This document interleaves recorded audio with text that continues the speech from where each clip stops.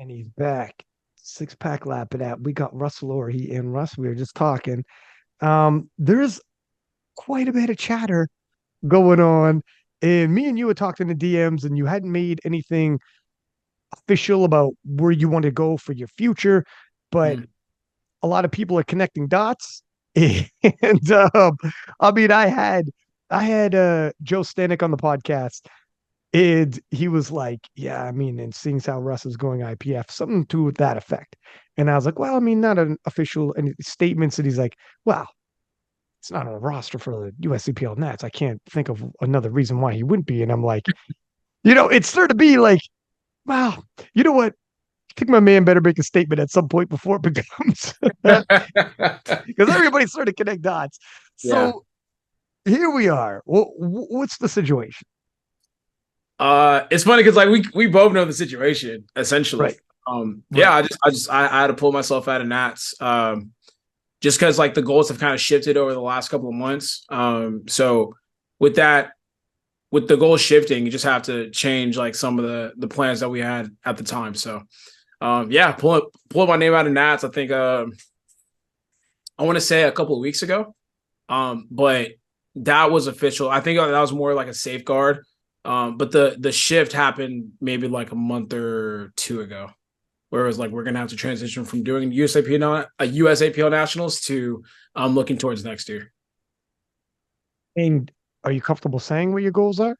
Yeah. I'm comfortable. Yeah, I'm comfortable. I'm at Okay. this point. Yeah, at this point, might as well explain everything since people want to Okay. try to explain it for me. So Right. I mean, it's good at people are already talking, so yeah, no. So might as well say it.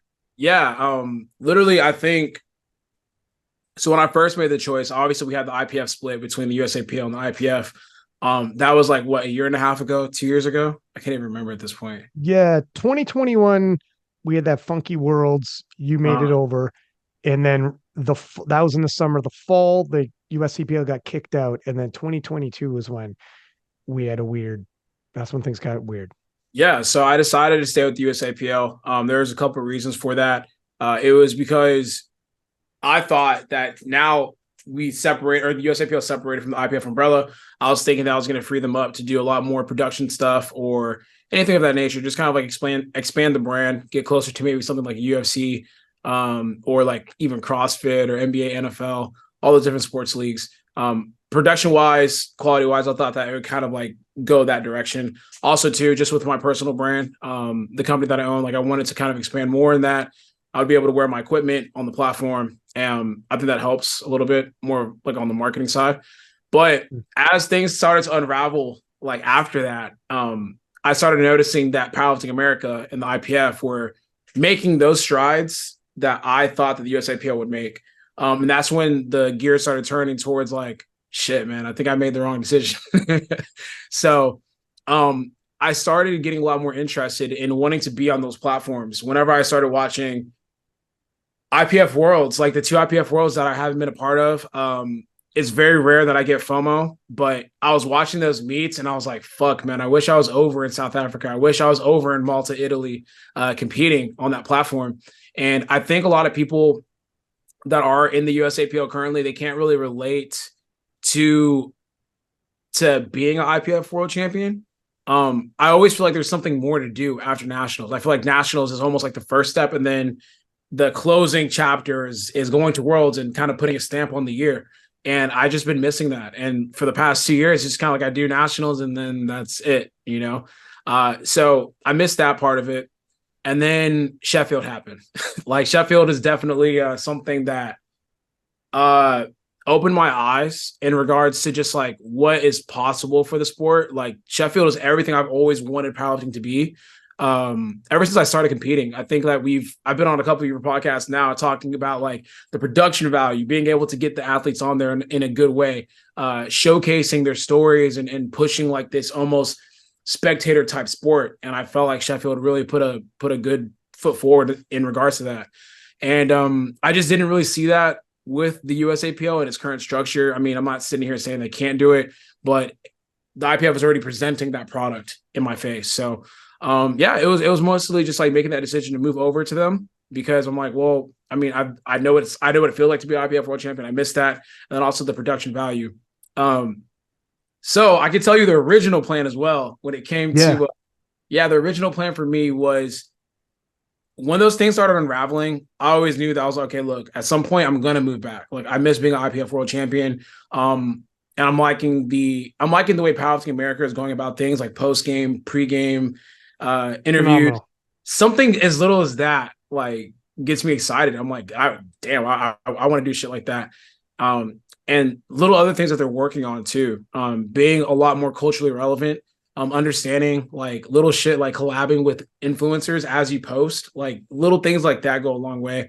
And also just the openness to want to work with the top athletes and the top coaches, figure out like different ways that we could promote, build and expand. But I wanted to do, like, in a perfect world, I would do nationals.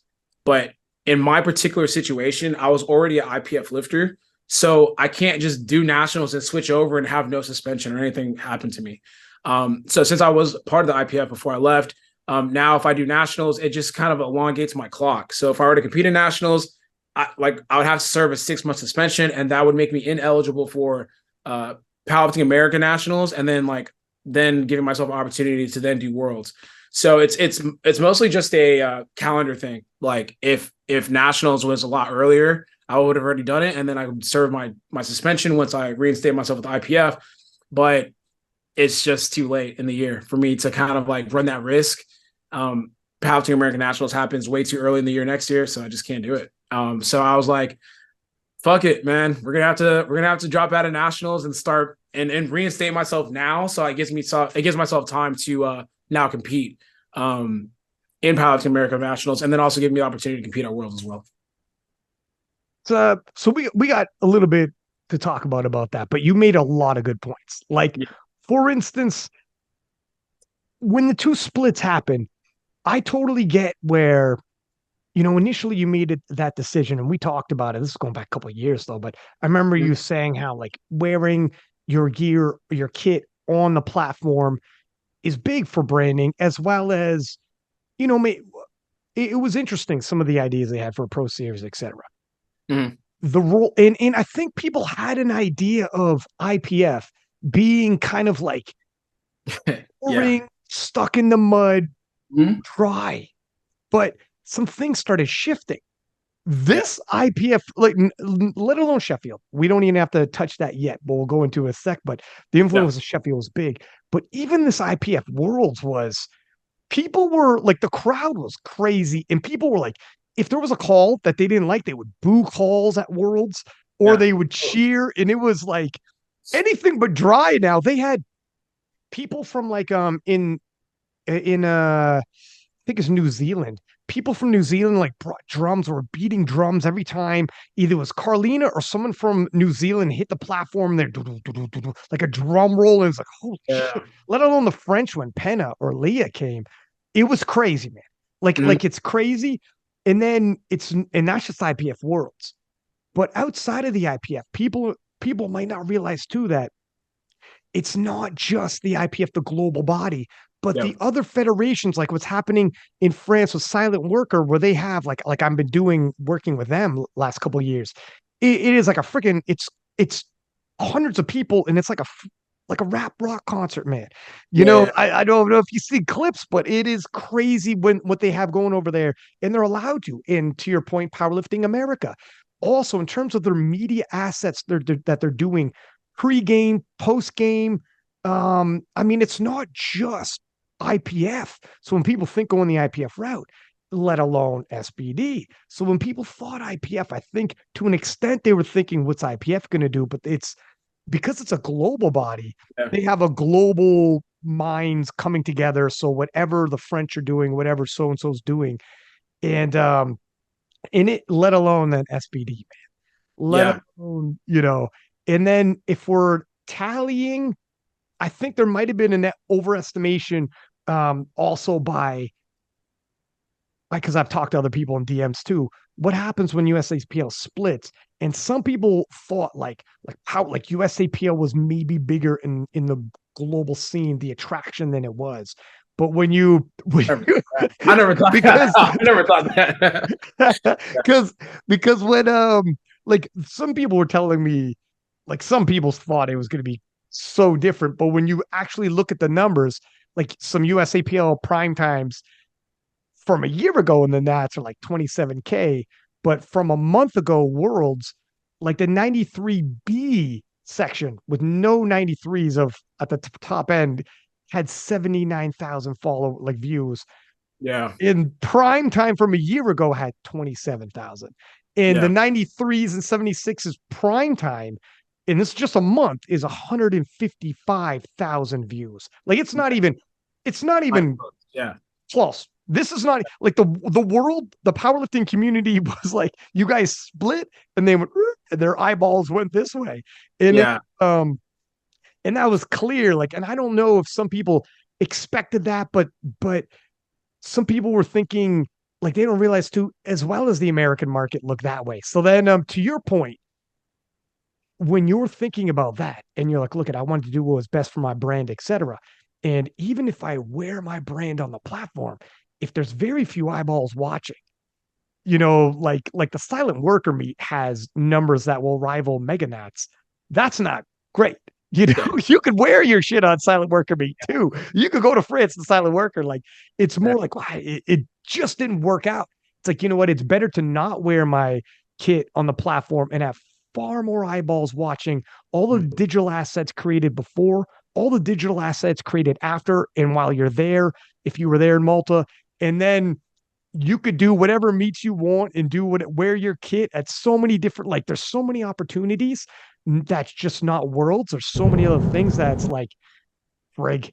I know what you mean where Yeah. I see where you made your decision, but you don't know until time passes. And then as you look back, collect data, and I know you got your hand on the pulse of what's going on, Yeah. you'd be like, didn't play out like it might have. Yeah. It sucks because like the way that I think this is like an American thing, but the way that that like over here we look at the IPF, we look at the IPF as like the old man that doesn't allow us to do anything. So that's it's like we look at them as like super restrictive and super by the book, and like you can't be creative in X, Y, and Z. And I'm thinking that a lot of the regulations and restrictions were because of the IPF. And then literally fast forward, it's like, nah, they with the media stuff, like they're pushing forward on that. They're leading the way. And I feel like I'm not trying to disrespect the USAPL or anything like that, but I feel like they're almost like behind in that element and trying to like catch up to what they're doing. So they'll do it first, and then the USAPL kind of like follows along with other federations. But from my vantage point, whenever I made the decision, I was thinking that USAPL was going to be the lead on stuff like that when it comes to pushing more of the marketing stuff. But it just was not the case. And yeah, like you said, man, it's like US versus the whole world. I mean, just the numbers game alone, like you can't beat the whole world. So yeah, I mean the stuff like I know what it's like to go overseas and compete. So like I know like the energy they have, or like the amount of dedication they have to the sport. Cause like you have different countries that are literally paying people to compete for their country. Whereas like America is actually one of the few countries that they don't really give a fuck about that shit. Like it's almost like a hobby over here, whereas it's like a way of life over there overseas. So yeah, Yeah. it's a big difference. And it isn't like I understand the America versus the world thing, but also the Americans in the IPF, like you had so many, I don't gotta tell you, because tons of the flex squad went the IPF route.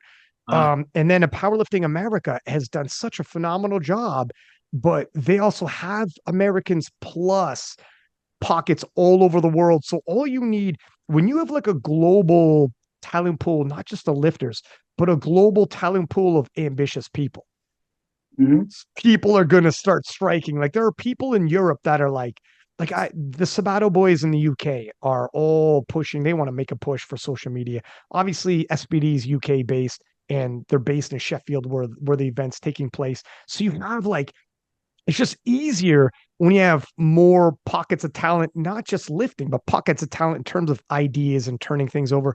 So they're not actually just, it's not just the federation who's going to pull the trigger on all this or one nation. And Yeah. like SBD France is Penna and Leah and Turbo Tiff and all them. And they're the ones who are also silent worker doing all that stuff too. So you have like several people who are like, I got good ideas. Let's start rocking and rolling. But even in terms of the media, they started doing like as soon as the sessions were over, the IPF is like, grab so and so, and we're doing interviews, and we need the interview out like now.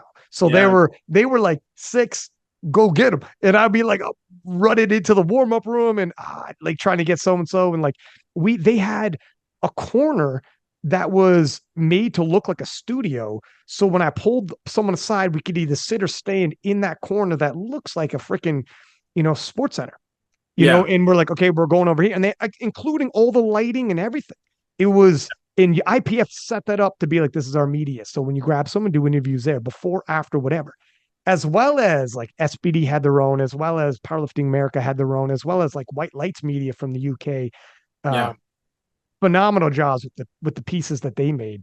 Yeah, man. It just seems like that's something that the USAPL would have, I thought, like would have been like on the forefront of, but like just that simple thing, right? Like literally post and pre-game interviews, or like, mid-game interviews or mid-meet interviews, like little things like that. That's what I get excited about. Like that's the type of thing that I wanted to stay on the USAPL side, thinking that that would kind of be like the forefront and like the emphasis.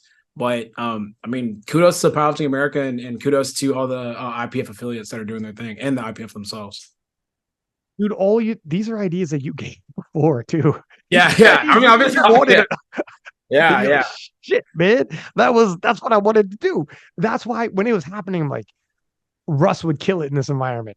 I'm telling you, man, when I was watching everything, like I seriously rarely get FOMO about anything. And like I would watch, like it was IPF Worlds. I was locked in what, because I have like TVs in my gym. So like I'm watching as I'm like lifting, and I'm just getting like more and more like competitively angry. And then like also just like, damn, man, like I should be there. Like I don't like just doing a nationals meet, because it hits different when you can say you're the best in the world, or like you're going to like telling friends and family like, oh, sorry, like I'm like at this time I'm going overseas to compete with like other countries to be the best in the world. So not being able to say shit like that, like it just leaves like a hole. It's so like weird.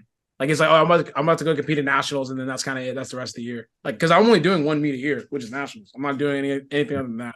So it's just kind of like, it's just weird. It well, first off, even you being there in terms of collaborating in, because you're so good at this, like you would eat up the interviews before and after. You would eat up the opportunities to create content, and Mhm. all the world's best are right there, and the possibilities are endless. Like the digital content you could create by being a part of that would have been freaking amazing. Yeah.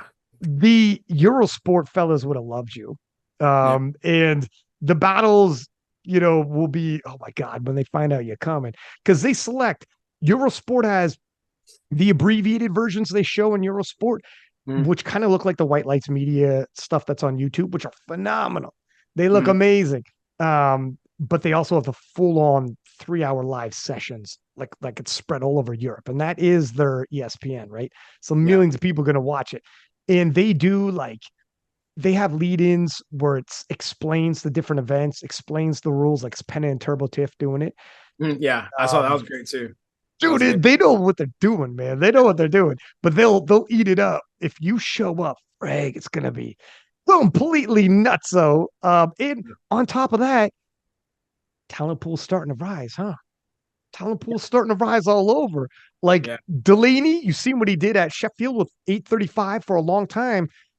Jamar's 832.5, I believe he hit, was like that was the closest.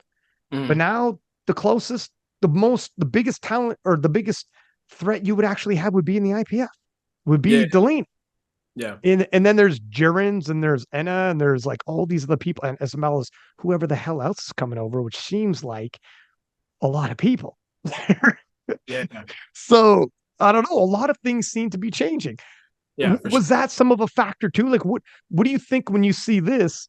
Like when you're watching Sheffield and Delaney's going for your world record, and you're like, oh my God, Mhm. this is getting Yeah. close. This is a little Yeah. closer than I'm used to. No, it's motivating to me. It's it's kind of tough too, because I haven't competed like that number to me, like 840. I know people are like, oh, like, 840, 840 this, 840 that. I don't like operate off of 840. To me, that was a bad day. Like I was fighting an injury. So I'm just more so excited about everything else. Like my competitive nature inside of me doesn't really think about like other competitors.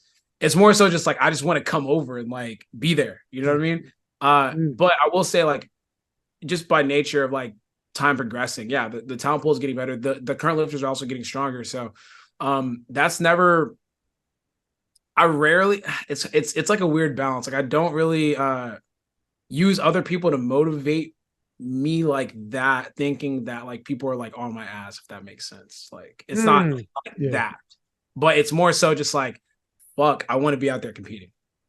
Right. Yeah. Do you, well, first off, because you've tinkered with the idea of moving up a weight class. Yeah, that's another thing too. Yeah, so let's what but you also hadn't put your cap, you hadn't put your like stamp you felt like at that weight class, like you were just saying like fuck, I could do more. You had unfinished business, etc. Mhm. And obviously Sheffield is determined by that the world record, Mhm. and if you can make your way to worlds, win worlds without overextending, and you keep some kilos in the bag at Sheffield could be, if you are capable of something absolutely silly in 83, Mhm. you could win Sheffield Yeah. because you know where the world record is. Uh-huh. You if you win Sheffield, Russ, if you win Sheffield, dude, if you win worlds and then win Sheffield, oh my god, dude. Yeah. What you would do for powerlifting and what would happen, I'm not joking. I'm listening to MMA podcasts, nothing to do with powerlifting at all, and they're talking about Sheffield. Like, did you hear about that guy Jesus Oliveras? Yeah. Apparently, Yeah. there's a huge event called Sheffield, and he's blah blah blah, and Yeah. they're everyone's talking about it because Sheffield, you want to talk numbers, did 270,000 in 4 months. Like, just there's literally 10 times Yeah. in anything you'll find at USAPL. When you think about all that kind of shit, you can get ahead of yourself. But Yeah. so, what weight class you thinking about going? What are the decisions on that? Yeah. I don't know if people like, I don't know if people, so I've said it many times on like my YouTube videos. Um, I've never, okay, so the way that I break down for to give people context, like I did a meet in Korea at 90. I literally just didn't want to cut. I signed up as an 83, and as time started getting closer and closer, like I was literally like, I don't feel like cutting. I'm going to a foreign country. And this isn't worlds, like this isn't like part of my career, if that makes sense. In the respect of like I'm not adding a world championship to my resume. So it's almost like an exhibition meet. I don't want to cut. We're going to be in a different country. I'm also going to Japan after. Like I'd rather just eat freely and be like free. So I competed at 90. With also the intention of like there was like some back and forth with another lifter. I wanted to beat his total. So I was like, all right, I'll just go 90, and I did that. Um, but I never told anyone. I was never like, oh, I'm about to be 90 going forward. Like it was just a happenstance thing that I was able to get like the best total at 82 and a half, and then also like in a separate meet from nationals, grab the number one total overall for the year at this meet. But I was like, I'm going back to 83. Like I'm taking everything that I got from 90 and I'm moving it back to 83, like, or 82 and a half. Like there was no like, it was more so like, oh shit, okay, like there's still room to grow, there's still room to progress. And 90 to 93 is in the bag if I ever want to move back up. So my plan was to do 82 to 83 for another like year and a half and then move up to 90. Like I never like said like I'm moving up to 90 now because people are like, oh, is you gonna do 90s? I'm like, I've never said I was gonna do 90s my next meet. Like there's no way. That's never been my interest.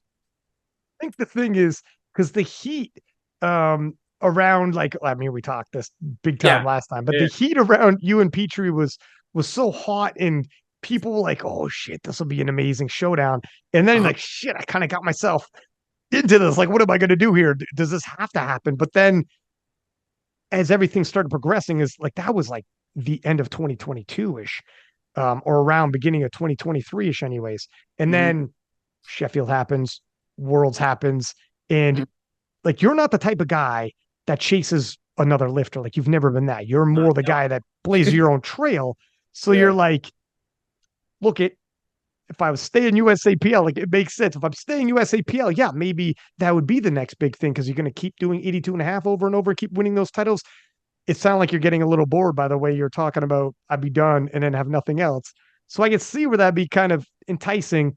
Yeah. But now that you're seeing Sheffield, now that you're seeing Worlds, and you're like, Yeah. uh, It, I, it was yeah, it was more so just like, look, 93 is like the next natural progression. What really happened was that um I've said this before too. I don't like the way I look at 93 because I'm like 5'6", bro. Like being 200 plus pounds doesn't look like the best on you my can't be frame. chubby, bro. You Yeah, can't I be. just don't like that for me physically. However, I was doing a bodybuilding show. I was prepping for a bodybuilding show. And I started recomping. So like I was like basically like putting on muscle, and I looked really good in my opinion at 190, I think like 194. And that usually I look kind of like bubbly a little bit. But my muscle definition was at all-time high. And I was like, oh shit, like I look good this heavy. Okay, so I could still look good at almost 200 pounds. All right, so I have this in my bag for in the future. Like if I do want to move up, I feel comfortable doing so. But yeah, I just always, I never really looked at myself as like a 93 or anything like that. I'm like, yo, I'm an 83, 82 and a half. Like that's just how it's always been. Like I've done a meet at 93 too, like 3, 4 years ago. Like I Yeah. remember when I came off my other bodybuilding show, I didn't feel like cutting, and I did a meet at 93, and I put up really good numbers. And then I brought that weight back down to 83, and then put up even bigger numbers. So like, yeah, it was funny hearing people. It's like, oh, he's gonna do 9, he's gonna do 9. I'm like, bro, no, I'm not. Like, I don't know who's like waiting on that. It isn't the worst thing in the world for us, first off, to like Yeah, let for it talk sure. a little bit, let Yeah, it yeah, talk a yeah, little, yeah. let the interest keep going, Yeah, it's just funny because I keep saying, I'm like, bro, I'm not doing it. But people are like, oh, is he gonna do it? Is he? I'm like, I just said I'm not gonna do it. You know? it's in you're 100% like your brand, part of your brand is for sure you have like the image. You're fucking Russell or he doesn't come out chubby. Yeah, Like this is not the way this works. Like you are not going to get chubby for just to be stronger. Like for sure, if you got a little chubby and start shifting weights, I'm sure your squat would explode. But yeah, damn, man, that is not necessarily on brand for you. I don't yeah, know. So and if you stay 83 and your top end strength is where you think it is, like we saw 885. mm, If you can bring that top end strength, if you win worlds and make it to Sheffield, and the world record is still floating around 840 something, and you bring some top end strength like that, you do the math, you are mm, a very serious contender to mm, win Sheffield, yeah, which would be absolutely pinnacle top end. I don't know what the hell you would do with this, but you want to talk about like crossover appeal for podcasts talking about and taking like you saw like Gavin is the type of guy who leans into these moments when he's on yeah. the 2,000 people going crazy. They're He does a good job. like he does a good job. He's a good Yeah, showman. You could take serious advantage of this yeah. opportunity. So yeah, when I heard this, I'm like, fuck, I hope he goes 80, 83 Yeah. because you could do this. I You think, could yeah, full for on me, take this. yeah, for me, 90 and 93 will always be there. If anything, it was like, oh shit, like, yeah, I could do damage in that weight class too. Like, I can't sit here and say that I would be the best because I haven't competed against those guys. I just don't like hearing talk like that. It's more so just like I think I have an opportunity to do something cool in that division if I were to move up. So I think I mean, yeah, I'm very confident in that division because it's almost like you take the limiters off and I don't have to like worry about dieting and stuff, and that's a whole different realm to kind of touch up on. But like my goal has always to be like one of the best 83s. And I don't think I'm done kind of cementing my legacy in that weight class. And I feel like, yeah, I've had like a 6 year run, but like I had to move away from the IPF worlds competition. So I want to get back to that and kind of add some, if possible, to that. But yeah, I just have very singular goals, and I don't like see flashy things and automatically move towards that. Um, Mm. I don't believe in like weight class hopping. I want to be like regarded. It's like, yo, no, in the 83s, you're battling like this person's legacy versus just like me as a lifter in general. Like, I don't want to be like 83 for 1 year, 93 for another year, 105 for 1 year, move back down to the, like, it's just too much confusion. Will also start to impact you for sure. If you're cutting from too far out, or Yeah. it's going to catch up to you at some point. It's a lot easier to hold course. And you, at a certain point, if you do the path and win a world title and then go to Sheffield, and if you win Sheffield, my friend, like in terms of overall legacy piece, and we'll talk about that in a second, Mhm. then you have done, this is the pinnacle of pinnacles. Now you could start taking a look around and be like, do I want to continue 83? Maybe 93, then where you're like looking for more. But there's a lot more to do. There's so much. Now that you win IPF, the door, you just kick the door wide open. Yeah. And whoever's going to come over is going to come over. It's going to be stacked. Just making it onto the world team is going to be crazy for a Yeah. lot of people. Yeah. I had Nick Manners was on the podcast, and he goes, let me give a hot take. If Perk comes over, Atwood might not make a world team. And he wasn't saying this as a diss. He was like, Yeah. let this sink in. Petrie, Gavin, Kaiko, not all of them can make a world team. Mhm. Let this sink in. Like, just talking. And this isn't like a slight on anyone. They're all world class. Yeah. But there's only two spots tops in one weight class. And only Yeah. one of the weight classes are two. A lot of people aren't even going to make it to worlds. We're Mhm. back to that. We're getting back to that style battles, Yeah. which is freaking crazy, man. It's gonna be fun. I think yeah, I mean that's like a specific conversation too, because I don't know why it makes me think about I yeah, it makes me think about lifters that claim they're number one without like being number one, if that makes sense. So like let's say you do a local meet and then like you have the best total, like I think you have to like actually be at nationals to really claim that, right? Because I personally don't claim like 90s, because at a point like I was like the best 90, quote unquote, but I never really like in my heart I was never like, yeah, I'm the best 90. I'm like, no, I didn't compete at nationals, so I don't get to kind of say that. But just going back to the thing, yeah, I think it's gonna be really cool to it's gonna be like where the USA like the USAPL or like the Americas, like kind of like the bloodbath to figure out who's gonna be able to go to worlds. 100%. Yeah, because you're gonna have like people that can be number two as well, but they just can't go because there's only so many slots. And this is right. And I think we're going to see a more of an emphasis on other competitions. First off, like there's Arnold Classics and whatnot, like going on in Europe and all over the world that are Mhm. pretty big, and their money meets as well, being sponsored by SBD. So they're big and they're happening in the UK. The UK's got one, and some big name people, Europeans in there. It's very international, and possibly North Americans might have more of an emphasis. And for sure, Worlds is the number one spot where they're taking people for Sheffield. But there has been the odd exception, like Carlina was at the Commonwealth Championship, which is an international competition. So Mhm. there is the odd exception as well. So hopefully, as the US Powerlifting American Nationals gets more and more stacked, and some killers get left behind, they are able to take still an international route. It's not Worlds, but they're going to end up on an international scene, and maybe that could still open up doors. And there'll be more money meets than just Sheffield as well. I Mhm. think more things we already know, not even just with SBD, but other things are popping up around the world. Yeah. So if people are kind of worried about that, if you're a person looking at this like, shit, I might be number two in the US, Mhm. hang tight. There will be other things. Doors will open up. There's other competitions all over the world, and their money, their key, they're big. Yeah. And we'll see what happens. But Yeah. yeah, you're right. It could be it's gonna be powerlifting American Nationals.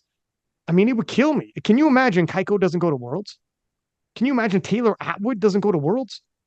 What That'd be world are we weird. living in? What world do we live in? I don't understand when Taylor Atwood doesn't go. Like it's That would crazy. yeah, that wouldn't feel right. But I'm excited to see I'm excited to see people react under that pressure though. Like that's Like, well, yeah. That's like always an interesting thing because yeah, on paper like it says X, Y, and Z. But like I said, this is performance. So at the end of the day, you still have to go out there and prove it. There's still quote unquote upsets. So I'm just excited to see people move over and have those people finally get an opportunity to go maybe travel overseas and see if like those numbers translate overseas too. So I'm excited. 100%. It's one thing to blow up a local meet. It's an Yeah. entirely different to win a showdown. Yeah. That's for sure, sir. Those showdowns are Uh, different. I mean, I don't know if we're gonna talk about worlds, but just watching Taylor's meet, yeah, just Taylor's meet. I actually this past worlds was one of the most exciting worlds that I've watched in a very long time, if not the most exciting worlds that I've watched. yeah, man, it was bonkers. Yeah. Uh, it was absolutely bonkers. And if you look at the 66s with Penna, where he's fourth on nomination, he was 20 kilos behind. Mm-hmm. 20 kilos behind. And he was like, I remember talking to him like on the podcast, and it doesn't matter. Wait till you get there. We've seen this happen. And it happens, man. The proof is in the pudding. It's a whole nother level when it's head to head. And it doesn't mean people can't do it. It just means it hasn't happened until it's happened. And Exactly. what I don't like about the untested division is you got people blowing up nothing but local meets, and they Mm-hmm. never have showdowns. It's so rare for them to have a top five that's so close. You don't know who's gonna win. And they're in terms of handling, Yep. they don't got to worry about handling too much. Game day approach and all that is kind of like, I mean, whatever, because you're used to blowing up local meets, just try to go 9 for 9. No. Show up when it's five people. It's so tight. And you better understand what lot numbers are and what happens in all of it, man. You better know your chips and in the whole nine, and you better be able to play the game because someone else is going to when they're going to eat your food. And things do change. And then you're not going to be 100%. You're not going to be 100%, but you got to still win. And I don't got to tell you how many times you've had to do that where you're like, Yeah, I'm not 100%. it's different. I feel like local meets is for fun, and then like the higher the competition gets, it's more of a chess match because like chances are like there's very few weight classes where the gap is just like just go out there and compete. Like hey, Zeus and Amanda, it's pretty much go out there and just have fun. Go out there and Mm. put up a have a day. But other classes, bro, you got to be on point. You got to go 9 for 9. You can't fuck around and go 7 for 9 because that's going to open up the door for someone to creep in and take your spot. And it wasn't even necessary because they were stronger than you, because they executed better than you on the day.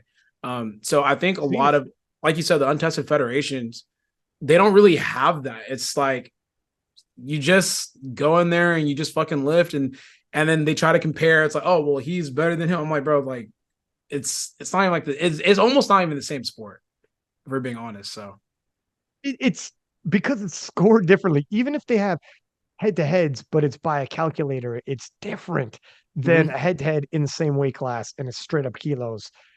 And you have five killers and Yeah, you drop off. Like Taylor came in third. Tim Monagatti beat him. Why? Because Taylor was pulling for first. He's going out on his shield and he wants to win. And that's what happens. It's yeah, so tight that if you miss first, I mean, sometimes it's so tight you miss first, you're off the podium. Like this yeah. is what people don't understand in your weight class, not calculators or whatever the shit. In Yeah, your yeah, own weight class, like this is what people aren't used to that. yeah. That's a whole nother level of paying attention and trying to sort things out. Um, and so this is the route you're going. Are people? What's the vibe you get from members of your team, people you're talking to? Because when I talk to people in DMs, I see a wave coming over, and Uh, obviously some people are very vocal about it, saying I'm coming. Other mhm. people are teetering back and forth. Yeah, I haven't really been that verbal with my team about it. I think the only people that I was really communicating with was Joey. And that's because we just needed to figure out what we needed to do, because our route, once again, is a little bit different. I feel like other lifters, they could just transfer over and there's nothing that they really have to do because they weren't IPF lifters before. But for me, there's like, it isn't just like, oh, I just come over and that's it. It's like, no, I have to do like some paperwork behind the scenes, make sure emails are being sent, make sure people are like, kind of understanding what's happening so that it's a smooth transition. So I was actually trying to be like tight-lipped a little bit, like just kind of chill. I didn't want to like rustle any feathers or like do anything. I was like, hey man, I'm just gonna lift, not say anything, go about my day, and then whenever everything is finalized, I'll just kind of announce it or whatever. Just say like, hey, like, yeah, I'm not I'm not doing nationals or anything. But I mean, kind of can't do that. But yeah. What do you think about how like there's so much chatter when you make a move? Like most people, like there are people podcasting about it, just like insinuation that it might be happening, and it's like Yeah. news and Yeah, it was eye opening. I think it's mostly because I don't really not associate, but I don't really operate like in the powerlifting space, if that makes sense. Like I just kind of be doing my own shit. Like yes, I go to the gym and lift, but I don't I don't partake in the powerlifting gossip. You know how lifters are talking about each other and like talking mm, about what other people are doing. I personally just don't do that. I exist in my own little world. So I caught wind of like, you know, a lot of people just talking and like a lot of people asking other people around me, like, what's Russ doing? I'm like, damn, like, is it like I didn't think that people would kind of, you know, be talking about me in that way or that much or whatever, or really be honed in on what I'm doing. Just because I don't do that. But it's a little bit weird. Sometimes I just want to just do my own thing and not be bothered and not be spoken about and shit, contrary to popular belief. So yeah, it was yeah. weird. Weird. But I mean, I understand too, because I just I'm in a unique position where I do have a lot of followers, and I would like to say that I kind of shift stuff culturally in powerlifting when I do certain things. So I get the intrigue and the desire to want to know what I'm doing. I had people that like I was surprised. We were talking about a possible USAPL preview show, and I'm trying to book some people ahead of time to like do this with me. Oh, Just and and um and some of the people were like, yeah, I mean, you know, Russ probably won't be there. So then, and I'm like, fucking, yeah. you know, too. Yeah, well, they sent me an email. I think I came across the email and I just kind of ignored it because at that time, like everything was being cemented, and I was like, I'm pretty sure this is the route we want to go towards, and I don't want to give them an answer of yes, um, and then like just not do it. But then also too, I didn't want to say no because I didn't want people in my business, because then it's like, Mm. oh, why not? Like we thought that you would like doing something like this, and it's like, well, you know, I'm just kind of thinking about not doing the meet, and I just know how the community is. Like I just feel like that answer and those emails just would have got everywhere somehow, some way. I mean, now I've seen that motherfucker screenshot fucking everything. So I was like, I'm not saying anything in DMs or emails like with these people that's gonna like get my You business out there. screenshotted what happened? I didn't, No, I'm someone just did. saying like Oh, if someone did. Oh, I thought no, you said yeah, yeah, no, someone no, no, no, no, did. no. I'm very cautious Oh, of that kind of stuff. Like I don't like DMing. I don't like DMing people in the community. I'm not gonna lie to you as much because I just feel like everything is being screenshotted and used and like sent in group chat. So I'm very cognizant of like who I'm talking to and where I am when I'm talking to them. So yeah. dude. Oh my lord. I speak in code like I'm in the freaking mafia. It's Yeah. crazy, man. I gotta Yeah. refer to people in certain ways. Like I don't know who's doing what. I'm just trying to get by. Yeah, it's crazy. But I totally know what you mean. Things aren't the way they used to be. A private message is not private anymore. Yeah. It's a DM. It's a direct message. That's it. Yeah. But yeah, in terms of so you're doing the shift over, and certainly it is definitely a topic of discussion. Mhm. And I can see where you would say, you know, you don't, when you say you don't operate inside the powerlifting community, so, or get pulled into the chatter of it. Mhm. How is it? Because obviously this is how you build your brand, and you are Russel Orhii, you know, the power lifter. Mhm. And you need to be tapped in to an extent to know what's going on. You're certainly tapped in enough to be like, I got to make this move to IPF due to, because you know you're Yeah. tapped in to make these decisions that will impact your brand, etc. Mhm. How do you toe that line of understanding what's going on, but not being so deep? Because I understand why you wouldn't want to be. There has Mhm. gotten to a level in the last couple of years where it's you get toxic, man. Yeah. It could be like Twitter on its worst day. Yeah. There can be some time you're like, For example, I legit like on squat Tuesday, my squat session Tuesday, I mean, maybe I'm just stupid. I literally did not think to put clips on my bar when I was squatting. And that's literally everyone could talk about. Yo, what you're doing is so unsafe. You're impacting the youth. Please put clips on. I was like, I looked at the video. I was like, I didn't have clips on. Oh shit, I forgot. Like, my bad. Like, what the fuck? You know what I'm saying? Like, so it's gotten to that right. point. I'm like, damn, bro. Like, yeah, my fault. It's like, oh yeah, you're living on the dangerous side. Be Shit. careful. Da, da, da. I was like, I legit did not realize because like I just lift. I'm very old school. Like which is unsafe, obviously. But sometimes when I deadlift, I just don't use clips. I just lift, right? So I just forgot, and little things like that. And I'm just like, okay, like shit. These Dude, people are people really are watching like every detail of like what I'm doing, and I you forget. you you slip with not putting a clip on, and they're acting like you're like one of these fucking NFL guys who like Yeah, got a DUI and you're endangering yeah. kids. They're trying to act like it was more so. It's like, bro, like use clips. I'm like, yeah, I use clips all the time. Like, no shit, you know. But yeah, To an it extent, gets to that point. it's fake outrage, though. To an extent, Mhm. it's people who want to be outright. They're looking for something. You Yeah, got people looking and like, I caught you lacking. Good, yeah, got you yeah, lacking. That's all I needed. yeah, They're like, no clips. That's a video. yeah. It's insane. Oh yeah, oh yeah.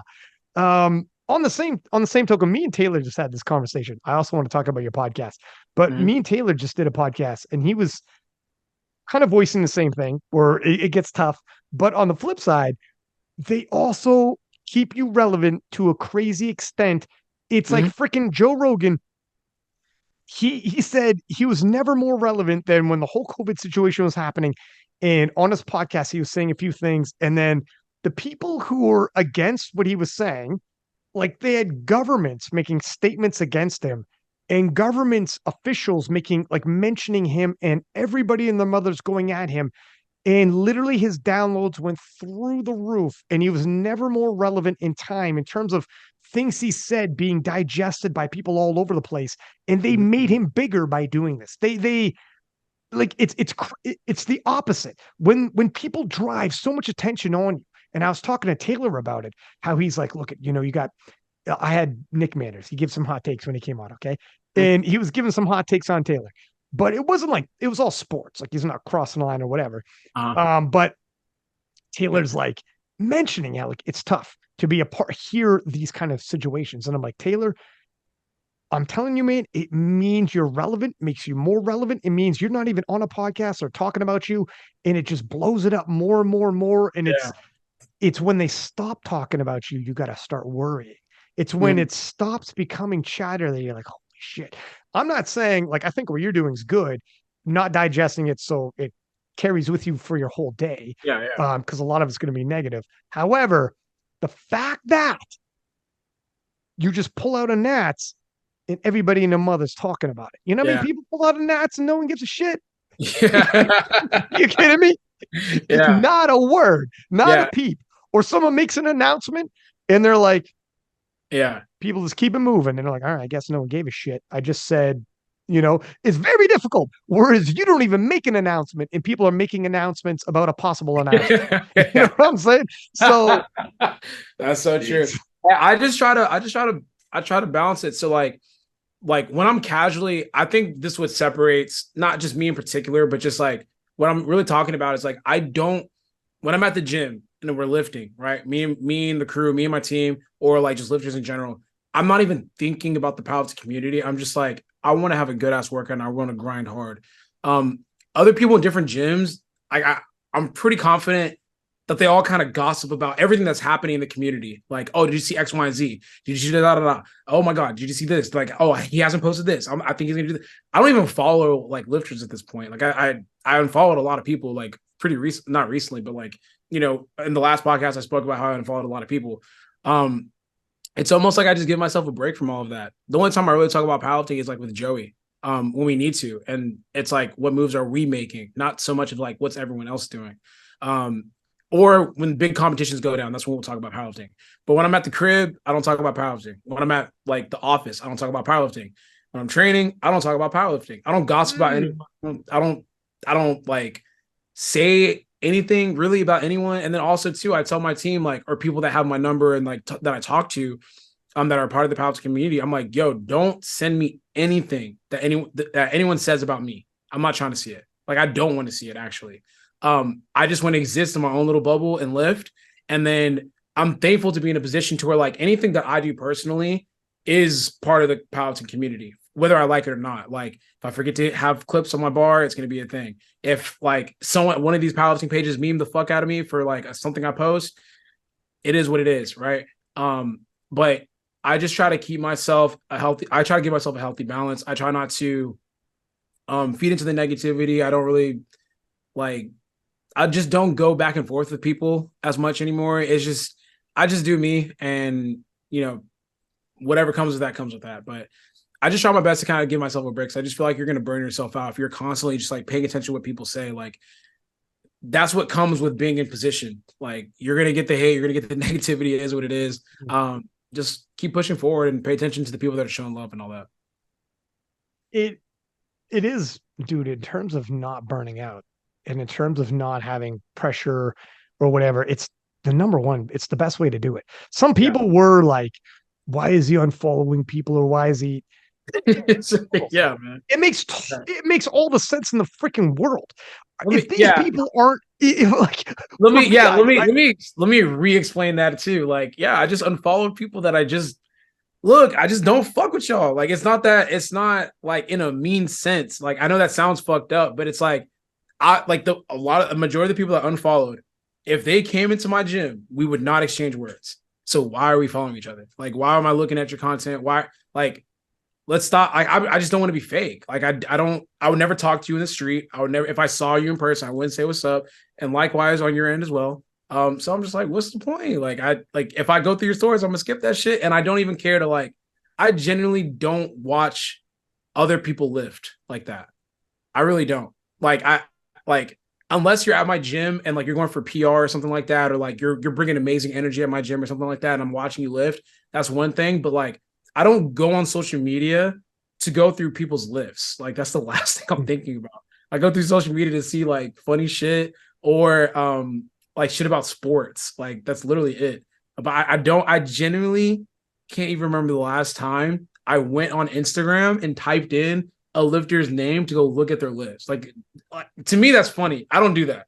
But other people do. I just don't. That's not my thing. It's weird. Like I love powerlifting and I love being strong, but like when it comes to like just being in touch with every single little thing that's going on, like I just feel like that would gas me out and just like make me turn away from powerlifting for sure. 100%. Yeah. For sure.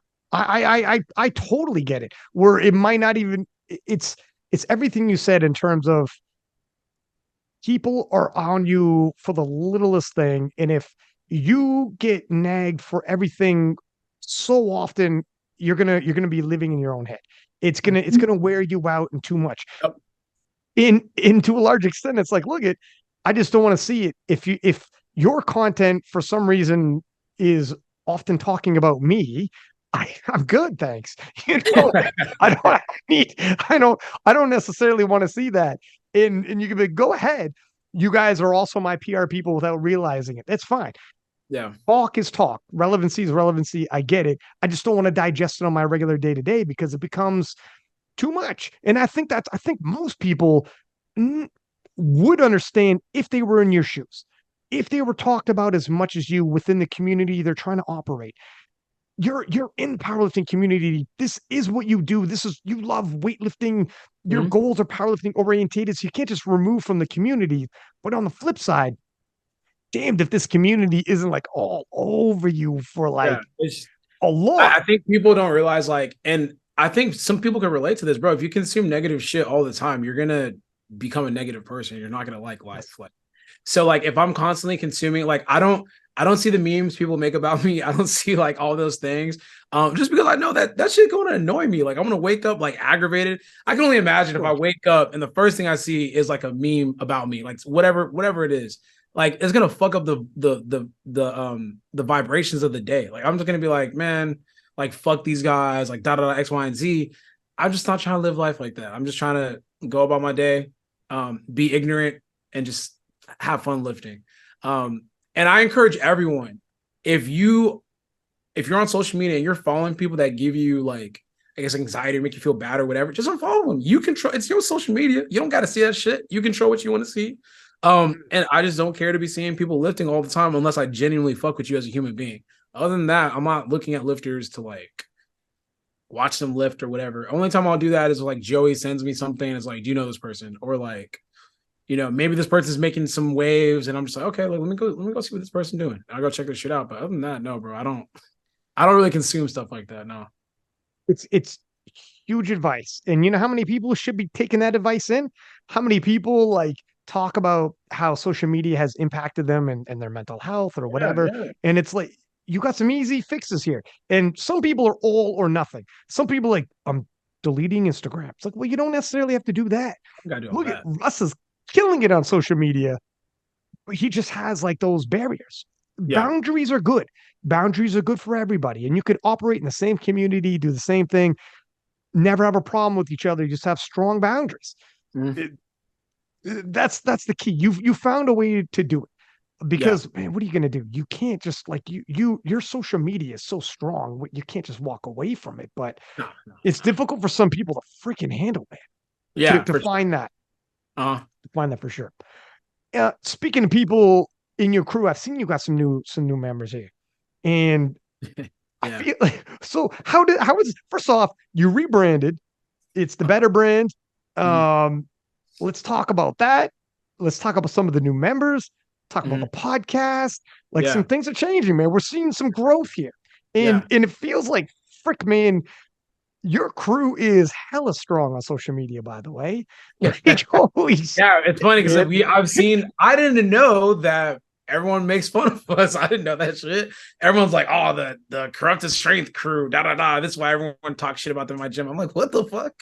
However, the people doing that are like yay size of social media, like way small. Yeah. And your crew is killing it on social media. Like Yeah. the amount of followers you guys have, like Jamal just is murdering it with social media. Yeah. Is it Crennan? Am I Yeah. saying the name right? She says it's Cranen. Cranen. Cranen. Cranen. Okay. Yeah, Cranen. Yeah. Okay. Cranen, whom seemed to pop out of nowhere almost. Like Yeah. I reposted a heavy deadlift. She had done like one meet, and now she's like a freaking social media superstar. And Yeah. Yeah. she's like pictures with Steffi Cohn, and like you guys are all showing up together, and it's like freaking I don't know, man. I don't even know Yeah. what the hell is going on here. But how is yeah, you guys are killing. Yeah, appreciate it. Nah, it's so like with the rebrand for the better brand, it was more so just like it was a it was a decision made because I think the Get Better Today brand, like that's very to me, it's limiting when you say that. Like there's only so much you can do with that. But when you put better brand, better could be anything. It's a lot more versatile. It's a lot more the outreach is a lot further. So yeah, that I mean that part's simple. But the gym stuff, like having all the lifters here, like what I think it is just the fact that Houston is I said this on my podcast and people were maybe it was just the clip itself that people disagreed upon, but Houston has kind of become the fitness hub of America at the very least. People literally move down here for the fitness community. Like that's literally what they come down for. Here for. Like I see it on a daily basis. Like people are moving down from state to state. People come down here all the time. We literally had a kid from no, from not North Korea, South Oh Korea. shit, I was just dude, no, say Yeah. North. It's even better. It's This even kid better came, story. this kid from You understand what he did to get here? He risked his family's life. uh, this kid from South Korea literally spent a month training at my gym because he wanted to be around like high level lifters. Like he literally spent a month in our gym from South Korea. That was his only goal. Like That's crazy. we've had kids from Turkey, we've had kids from like everywhere come down. Who want to be a part of what we have over here. And I'm gonna say something that probably people I'm not sure if they're gonna like, but the way that we train at our gym is very unique. A lot of people have made fun of the fact that like I can't afford AC and I can't afford a water fountain. For those of you guys listening, corrupted strength is it's a tough place to train. It's a tough place to train. There's no central AC. We don't have running water for we don't have like water. We don't have water fountains. We have water bottles inside or whatever. But all of that, it's like it's kind of by design. I don't want to make like a comfortable place for people to train because now what's going to happen is that we have people that they want to be there, and the fact they want to be there elicits this type of just energy that when they come in, it's like no bullshit. We get after it. We don't talk. The pace is fast as fuck. Like when people come and train with us, they're like Whew, god damn, y'all motherfuckers move fast, man. Like y'all are still going like X, Y, and Z. Um, we're very hype. We're very like we encourage each other because once again, you're training in a very intense environment. So you need that encouragement to keep going. Everyone's dialed in focused. If you're not talking about the training session, then you're slowing us the fuck down. So yeah, we just have a very unique training environment. And I think that's what draws certain people in. Um, yeah, I just think that that kind of lends itself to kind of building the community that we currently have, and I love it. Like I love the route that we took. I'm glad that we didn't like succumb to like people saying we should get like fucking AC, like little things like that. Um, People don't realize that that's what I want. I like training in that shit. I feel uncomfortable when I train in fucking AC and water everywhere. Like I feel like I'm just not pushing myself hard enough, and I know that's gonna be made fun of, but there's just like this certain type of environment and bonding that we get when we're like whoo, man, that training session was hard as fuck, but we got through it together. So there's like elements to that that people like, and I like that there's people down here now that kind of vibe with that. You're like, I got a running fountain and air conditioning. Feel like you guys are a bunch of pussies. Yeah, man. I mean, and Houston is hot as fuck. I'm located Oh in yeah. Houston. Oh my god, man. Don't get me wrong. There's some days I'll be like, God damn, this shit's hot as motherfucker, man. But You're like, it gets 1 degree hotter. I'm on the phone for fucking AC. I'm like, how much is that down payment? yeah, man, it's hot as fuck. But like I said, man, like when you have there's days I'll come in and I'm just trying to get through the workout, man. It's hot as fuck. I'm sweating a lot. We have people, and it's not even like a strength thing. Like not everyone is like fucking world class lifters. Like some people just fucking get after it. Shout out to my boy Jay. Jay comes in. Jay, look at me. He just come on, baby.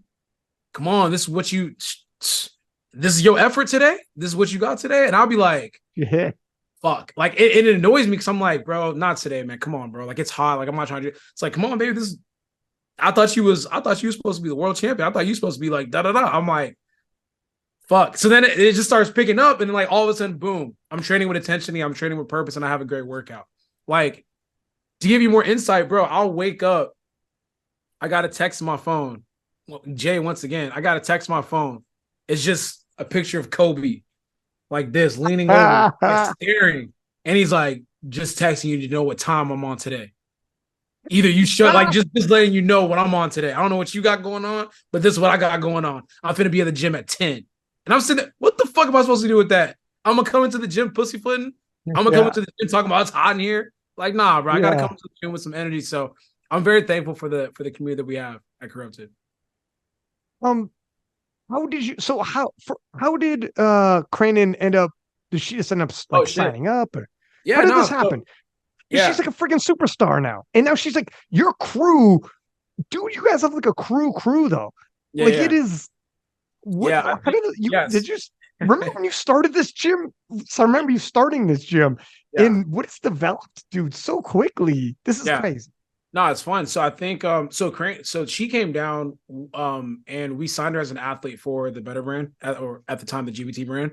And she was kind of doing powerlifting, but like kind of not. And I was like, yo, you got potential. Like you're pretty strong. You should look into getting a good coach and shit, building something. Like do you want to do powerlifting? And she was like, yeah. So I linked her with Joey, and I mean, she just kind of took off from there. Yeah, like literally, it happened so fast. But that's a lot of the people out of our gym. We have this other kid named Dylan, Black Kratos. I think you've reposted him once or twice. He's Yes. like Yeah. he's like 20, maybe 19, 20, and he's squatting like 777. Like, Yeah. yeah, it's just like shit like that, man. It's just Mags, a young kid. yeah, Mags just moved here like maybe 2, 3, 4 months ago, or however long ago that was. It's all blur at this point. But he just moved down here. He's been a great addition too. Like he's just adopted kind of like our mentality. He comes in and he's just always thankful. He's always like in a good mood. He's like, man, I'm just ready to fucking work, man. I'm just ready to fucking work. That's what he always says. So yeah, it's really cool to just have people move down here and they just immediately adopt what we do at Corrupted. It's like you guys have like a one social media person there that helps pump content out for people, taking clips and whatnot, or like how does it work? Because you Yes, guys that's are another you yeah, guys are man. killing it. Yeah, that's another thing.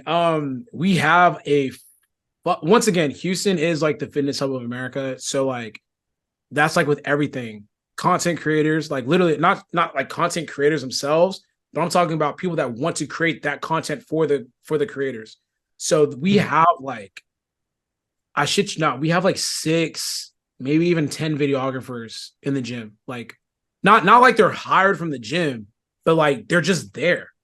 They're there Mm. looking for opportunity. They're there looking to expand their craft because we have Duhan, which is like the main guy. He's my personal videographer as well. He's the brand's videographer, and people want to come down and like learn from him and like understand like how to make their videos better. Like there's this kid Ben Holland. He literally not moved, but he came down for a month from I think South Dakota, North Dakota, just to expand his portfolio video wise. So Mm. like that's why everything looks the way it does because like literally we have like people moving down here, whether it be influencers or videographers themselves wanting to like expand their portfolio and just like build and grow. So I mean that kid came down here for like a month and was just like fucking work. He would show up at the gym at like 8 in the morning and be there until like 5 p.m. if not later, Damn, taking you're pictures, shooting people. just shooting people. He would literally just come up to me and is like, "Hey, bro, you mind if I get some pictures?" I'm like, literally, anytime you see me, just do whatever you want. And he created some dope shit that I posted myself.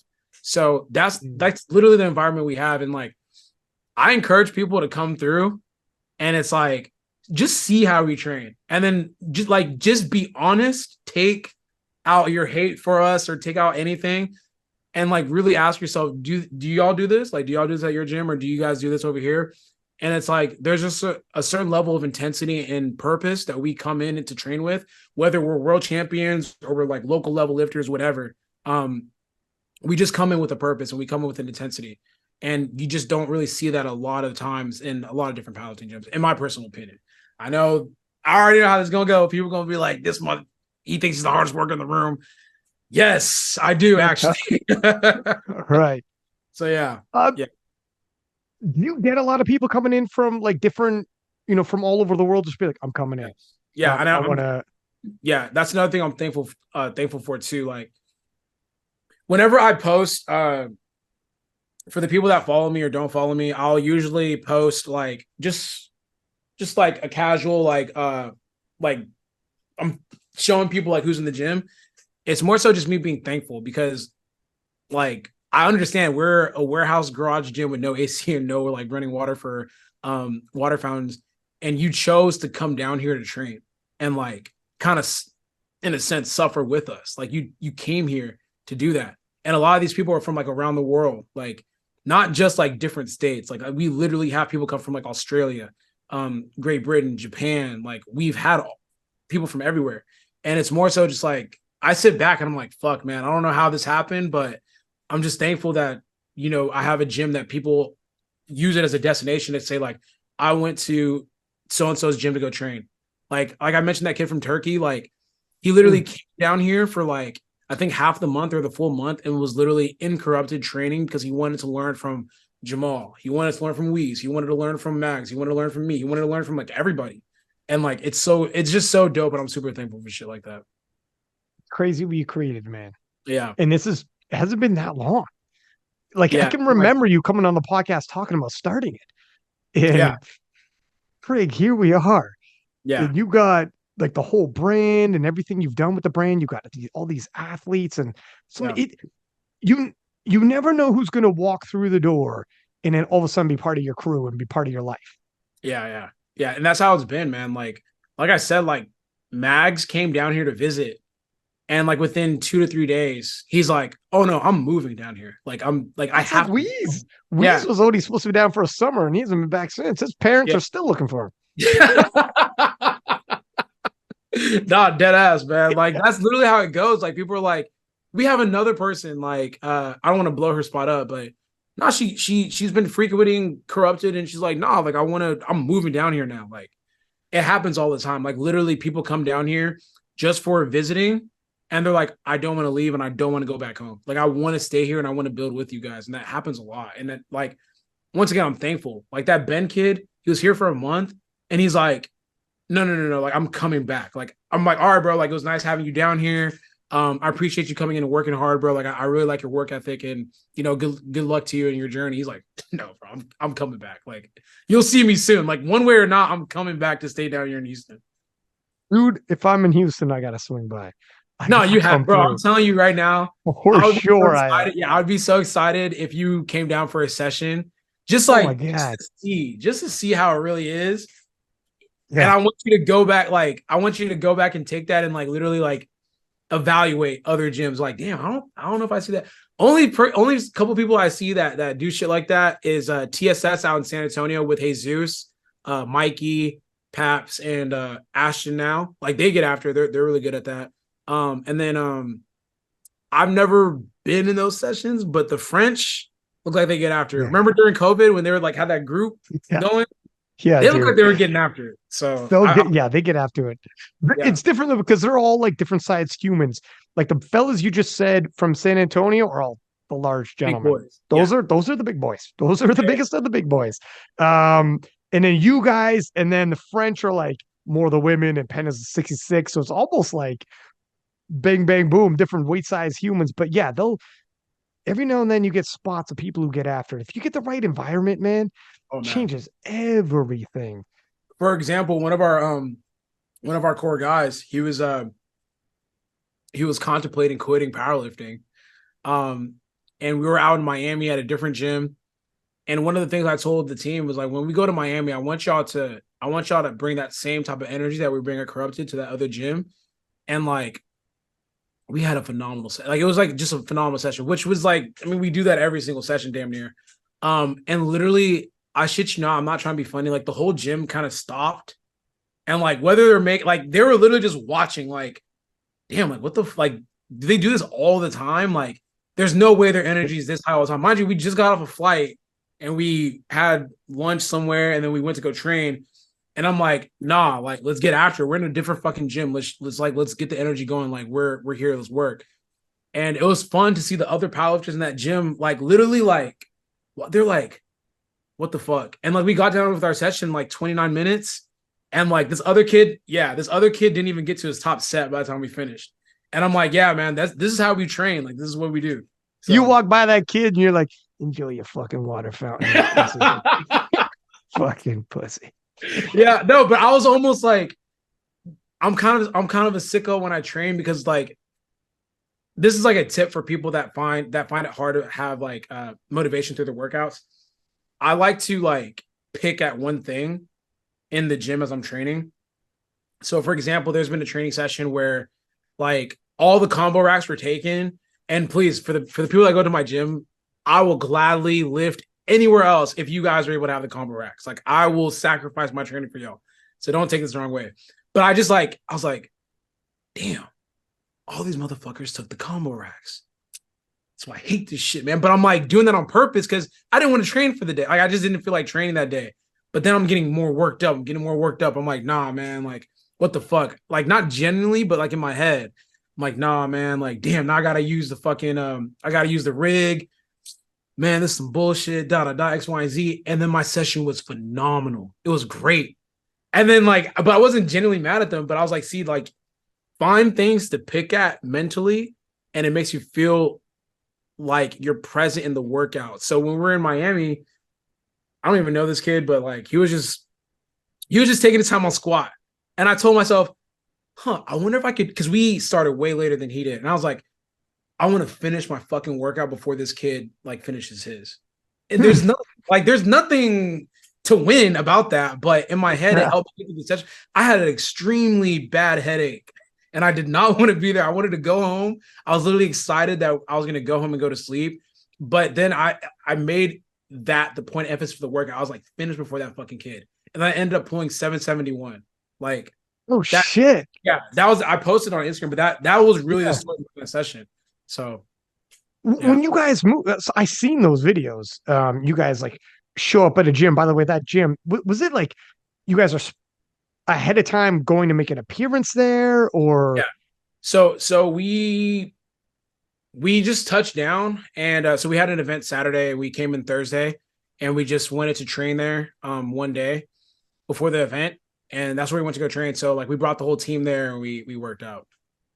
So this gym, so you didn't like this, the event wasn't with this gym.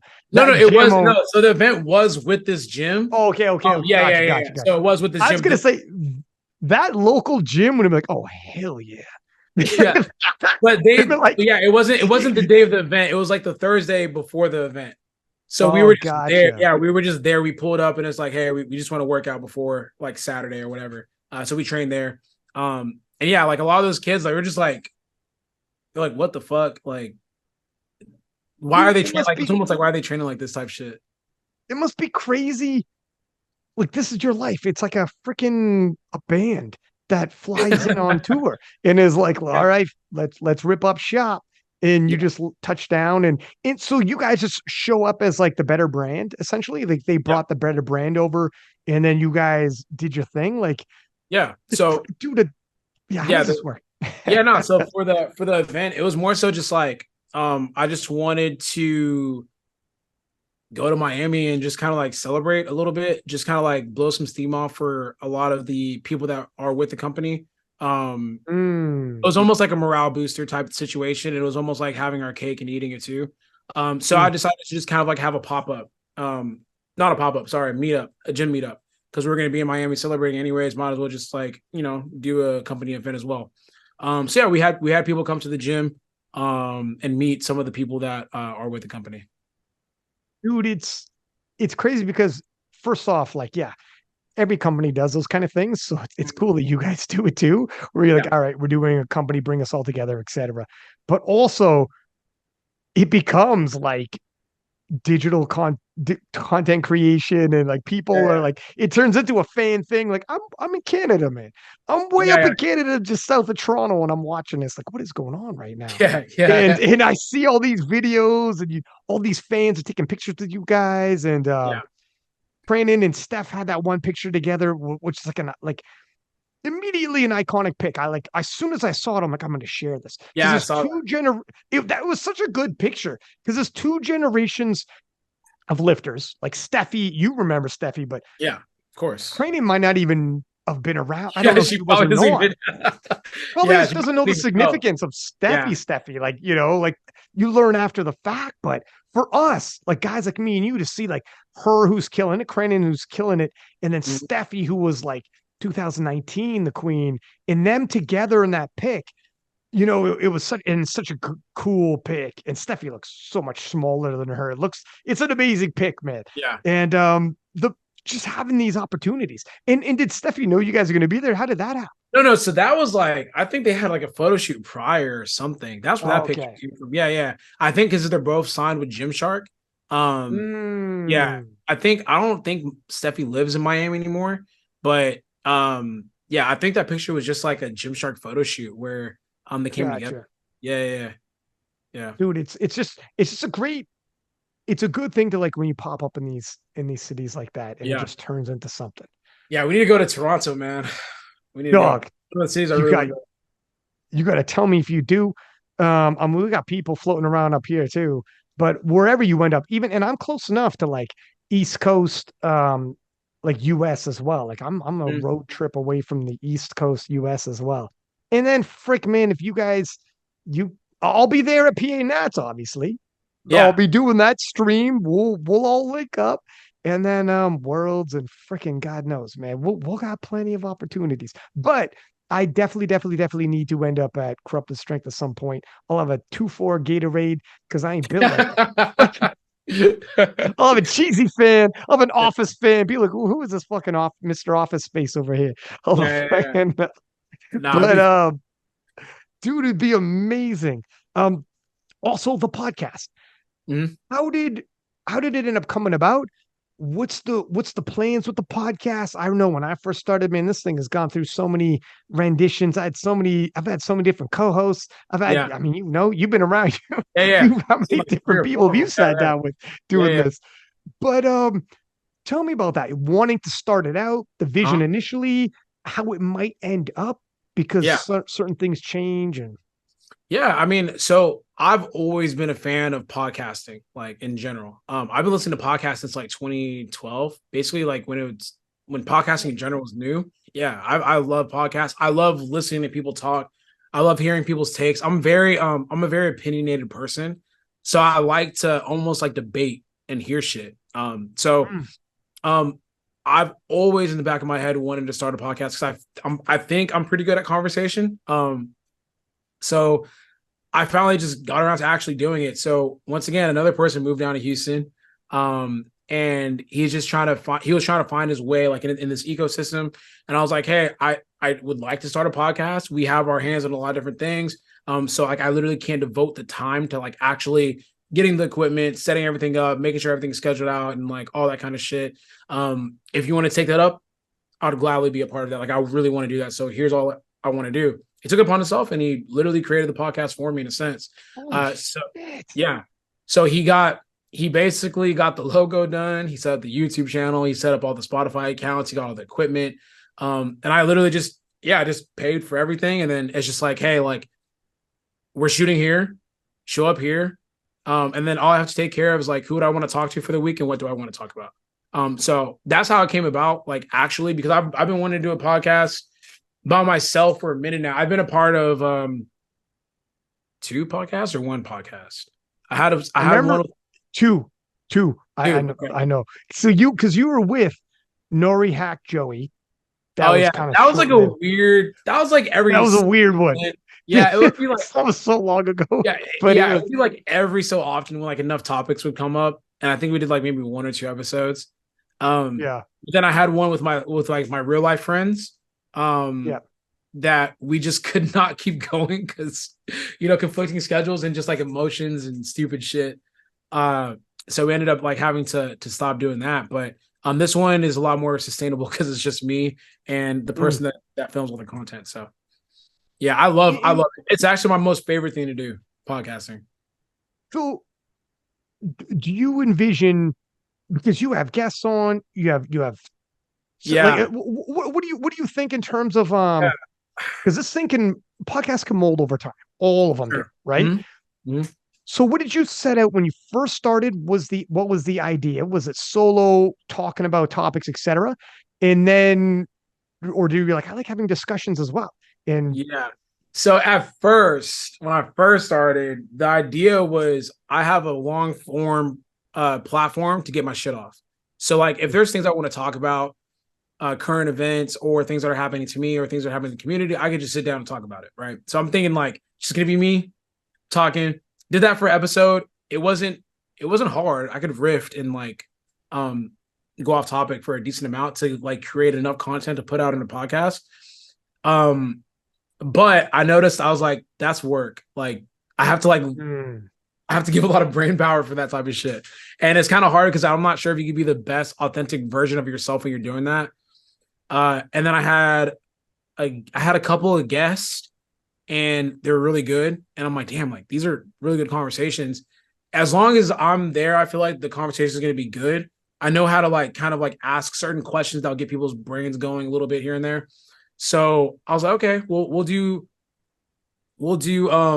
a guest format, but I don't want to have guests and ask them like super generic questions because I feel like the podcast in the fitness space is very surface level. It's like, okay, so what motivates you? What how do you keep going? And like, shit like that. I'm like, I'm not trying to ask people questions like that. I'm trying to ask these people questions that do not pertain to the fitness industry. So we get to know them as individuals and human beings and like get their takes on current events that they would never put out themselves. So yeah, we're kind of like in that realm right now. I don't really see it changing. I just want to make sure I'm doing my job of like keeping it interesting and not asking the most generic and basic questions. And I want to make sure the guests are interesting as well. So, there's a bit of an art for conversation for sure. oh yeah, And right. And I've developed over years, like I'm way better now than I did when I first started.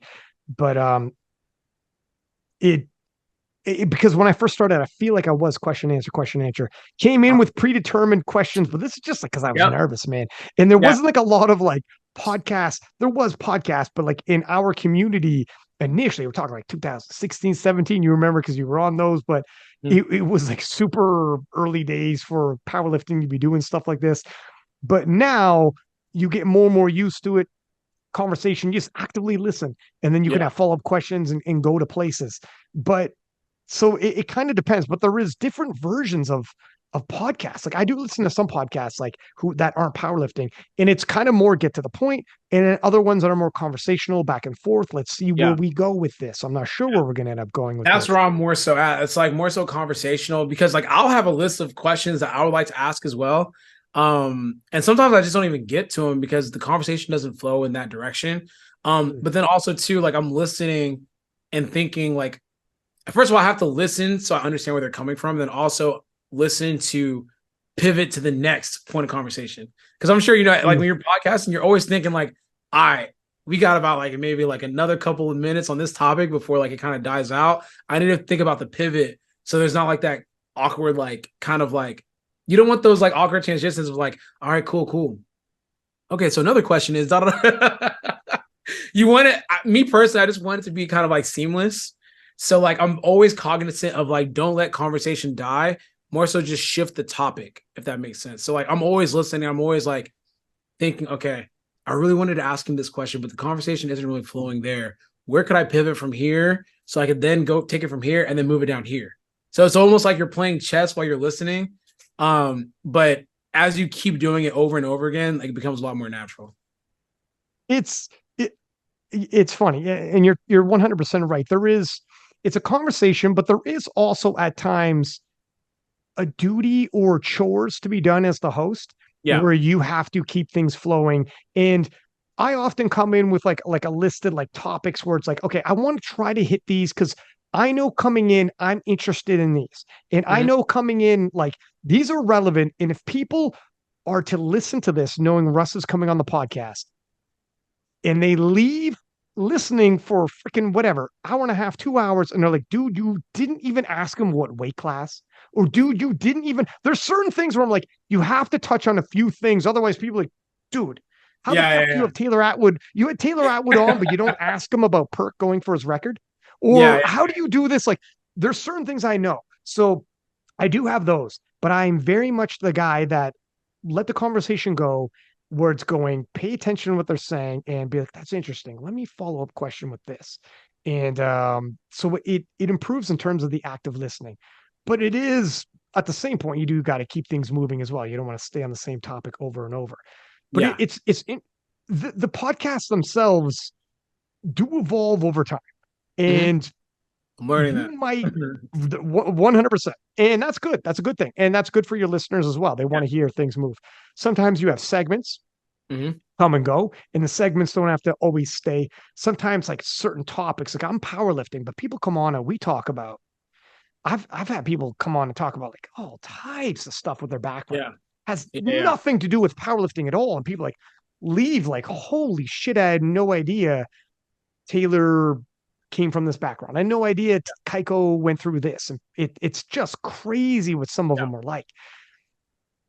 Have you experienced yet a couple of moments like that? Or is it not yet where it took me a while? Mm-hmm. I still, I could tell you right now, I still remember I had so many podcasts where it was just regular talk. And then the first, and it's always, I would shoot him a DM for a little while ahead of time and be like, what do you want to talk about? Give me a little bit of background. Is there certain questions you think I should ask you that'll Mm-hmm. open up a good discussion?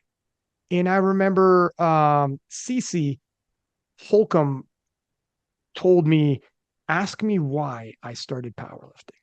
And I was like, Mm-hmm. that's like a generic, like I was going to ask you anyways, but cool. Thank you. So we start talking. And it's the first time this happened, Russ. This shit's going to start happening to you. At some point, whether you're ready for it or not, you're going to go to certain places. Yeah. And I'd done so many podcast episodes before this. I'm doing this one solo. And I'm like, how did you get into powerlifting? And she says, when I was 13, I was held down and brutally raped. And I Yeah. swore no man would ever overpower me like that again. So I started lifting weights. And I don't know if you remember CC, but she at one point had the overall Wilks and the untested. Yeah. I remember her. Was I remember her. dog, crazy Jack, crazy the whole Yeah. nine. Jesus. Yeah. and dropped that on me while looking me in the eyes. And I was not ready, sir. But Yeah. I did the best. I did my best, but I was not ready. And conversation in normal life, this is what I mean in terms of normal life conversation is one thing.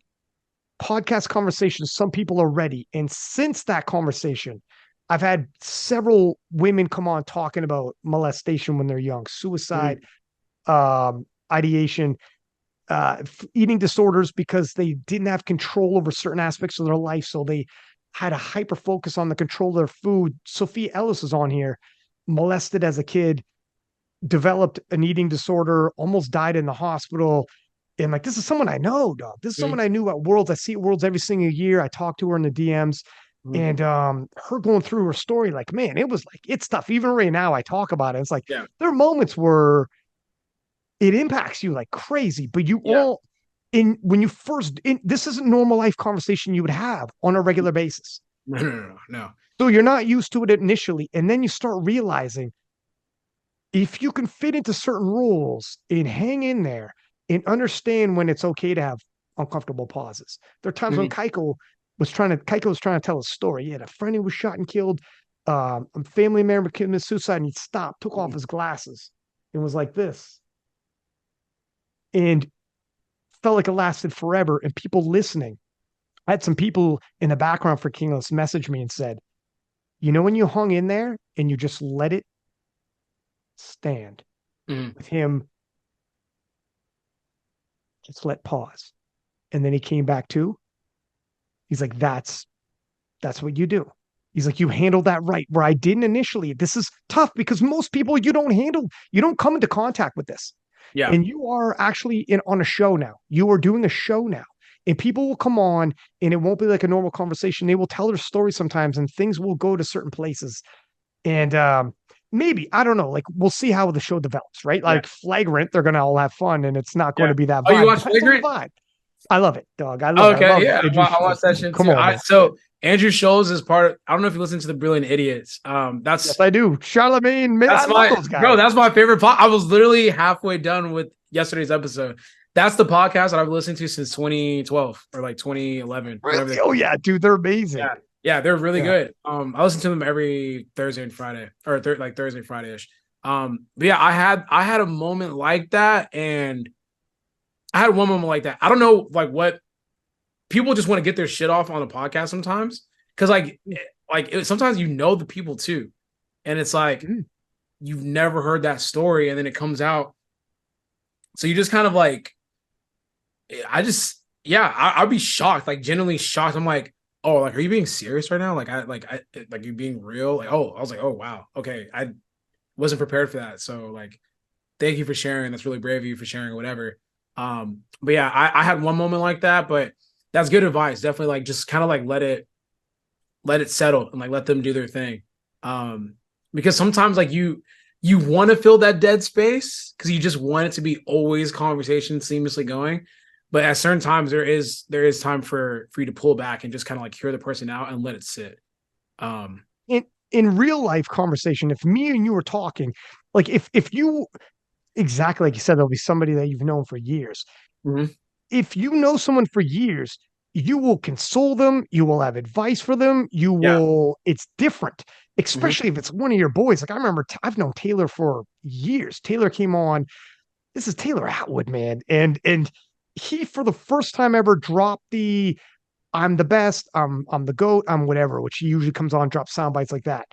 Mhm. He came on and talked about he grew up in a trailer, parents were dealing with substance abuse Mhm. and like a lot of tough stuff. It was crazy. And at one point he's like, so I had to deal with that shit. And he looked away and his top lip, boom, boom, boom, started moving.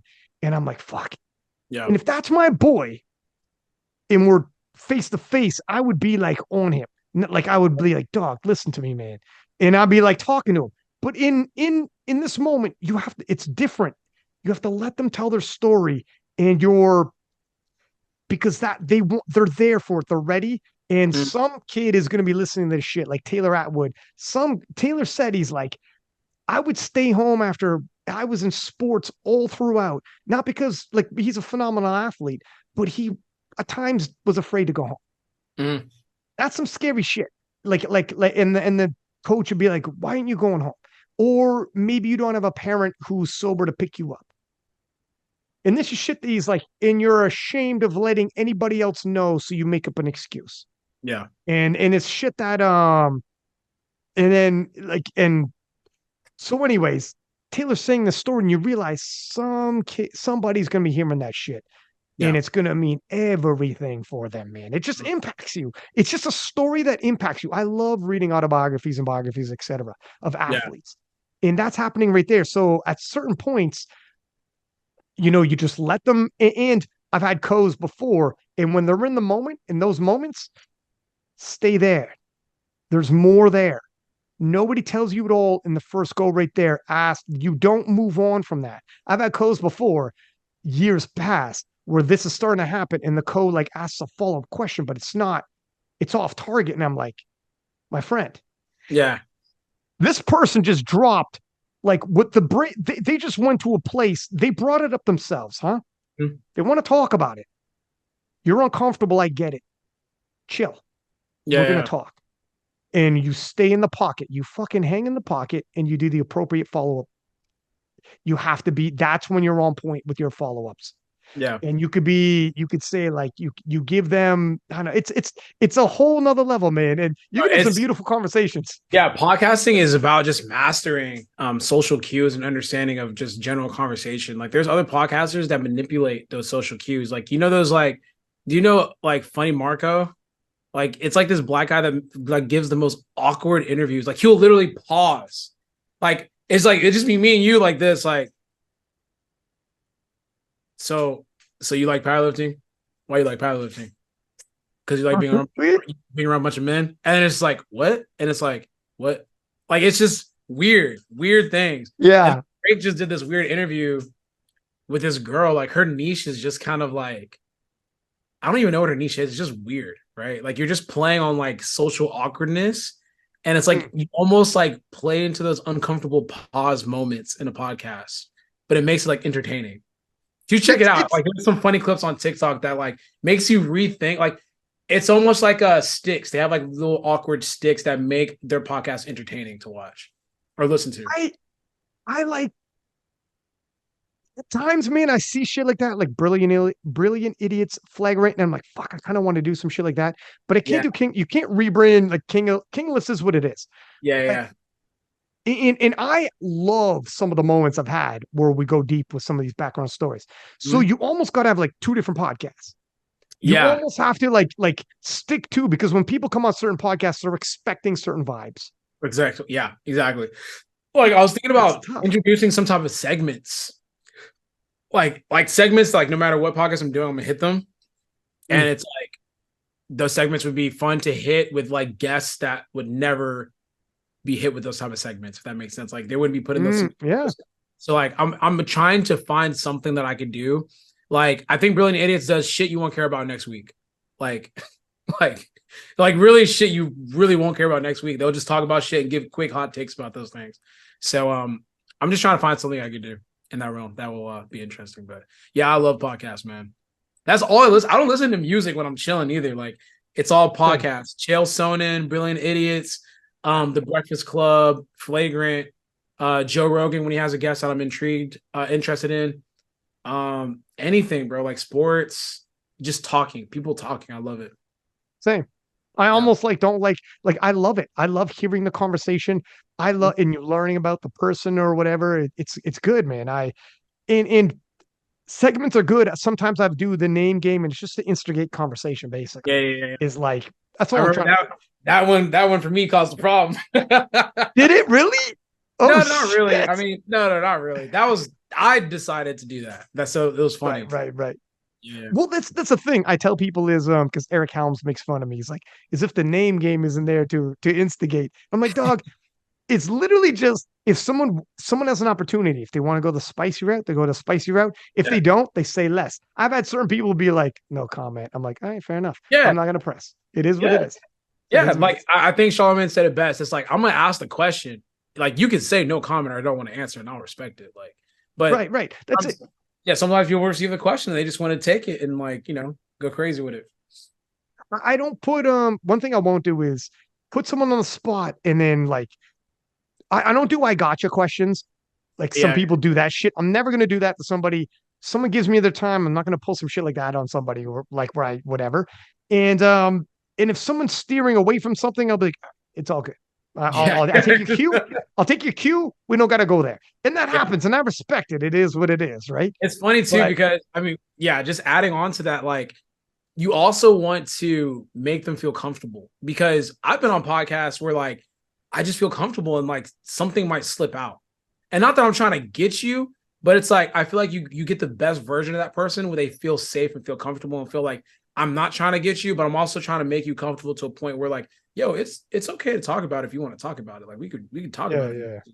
So it's funny. You got to play that game a little bit, but also don't want to put someone in a position because some people will start going down a route. I'm like, yo, yo, this is not gonna be good for you, and it's not good for me. So He's like, so anyways, my take on Israel and Palestine. I'm like, holy yeah. shit. One time we were about to start talking about trans athletes, and I was like, Yeah, nope. like, we're all good. I got Yeah. sponsors. I was Thank like, you. we're good. I don't even want to get into that. I don't want to disrespect nobody. I don't want to get anything wrong. Like, let's literally just nope. Yeah.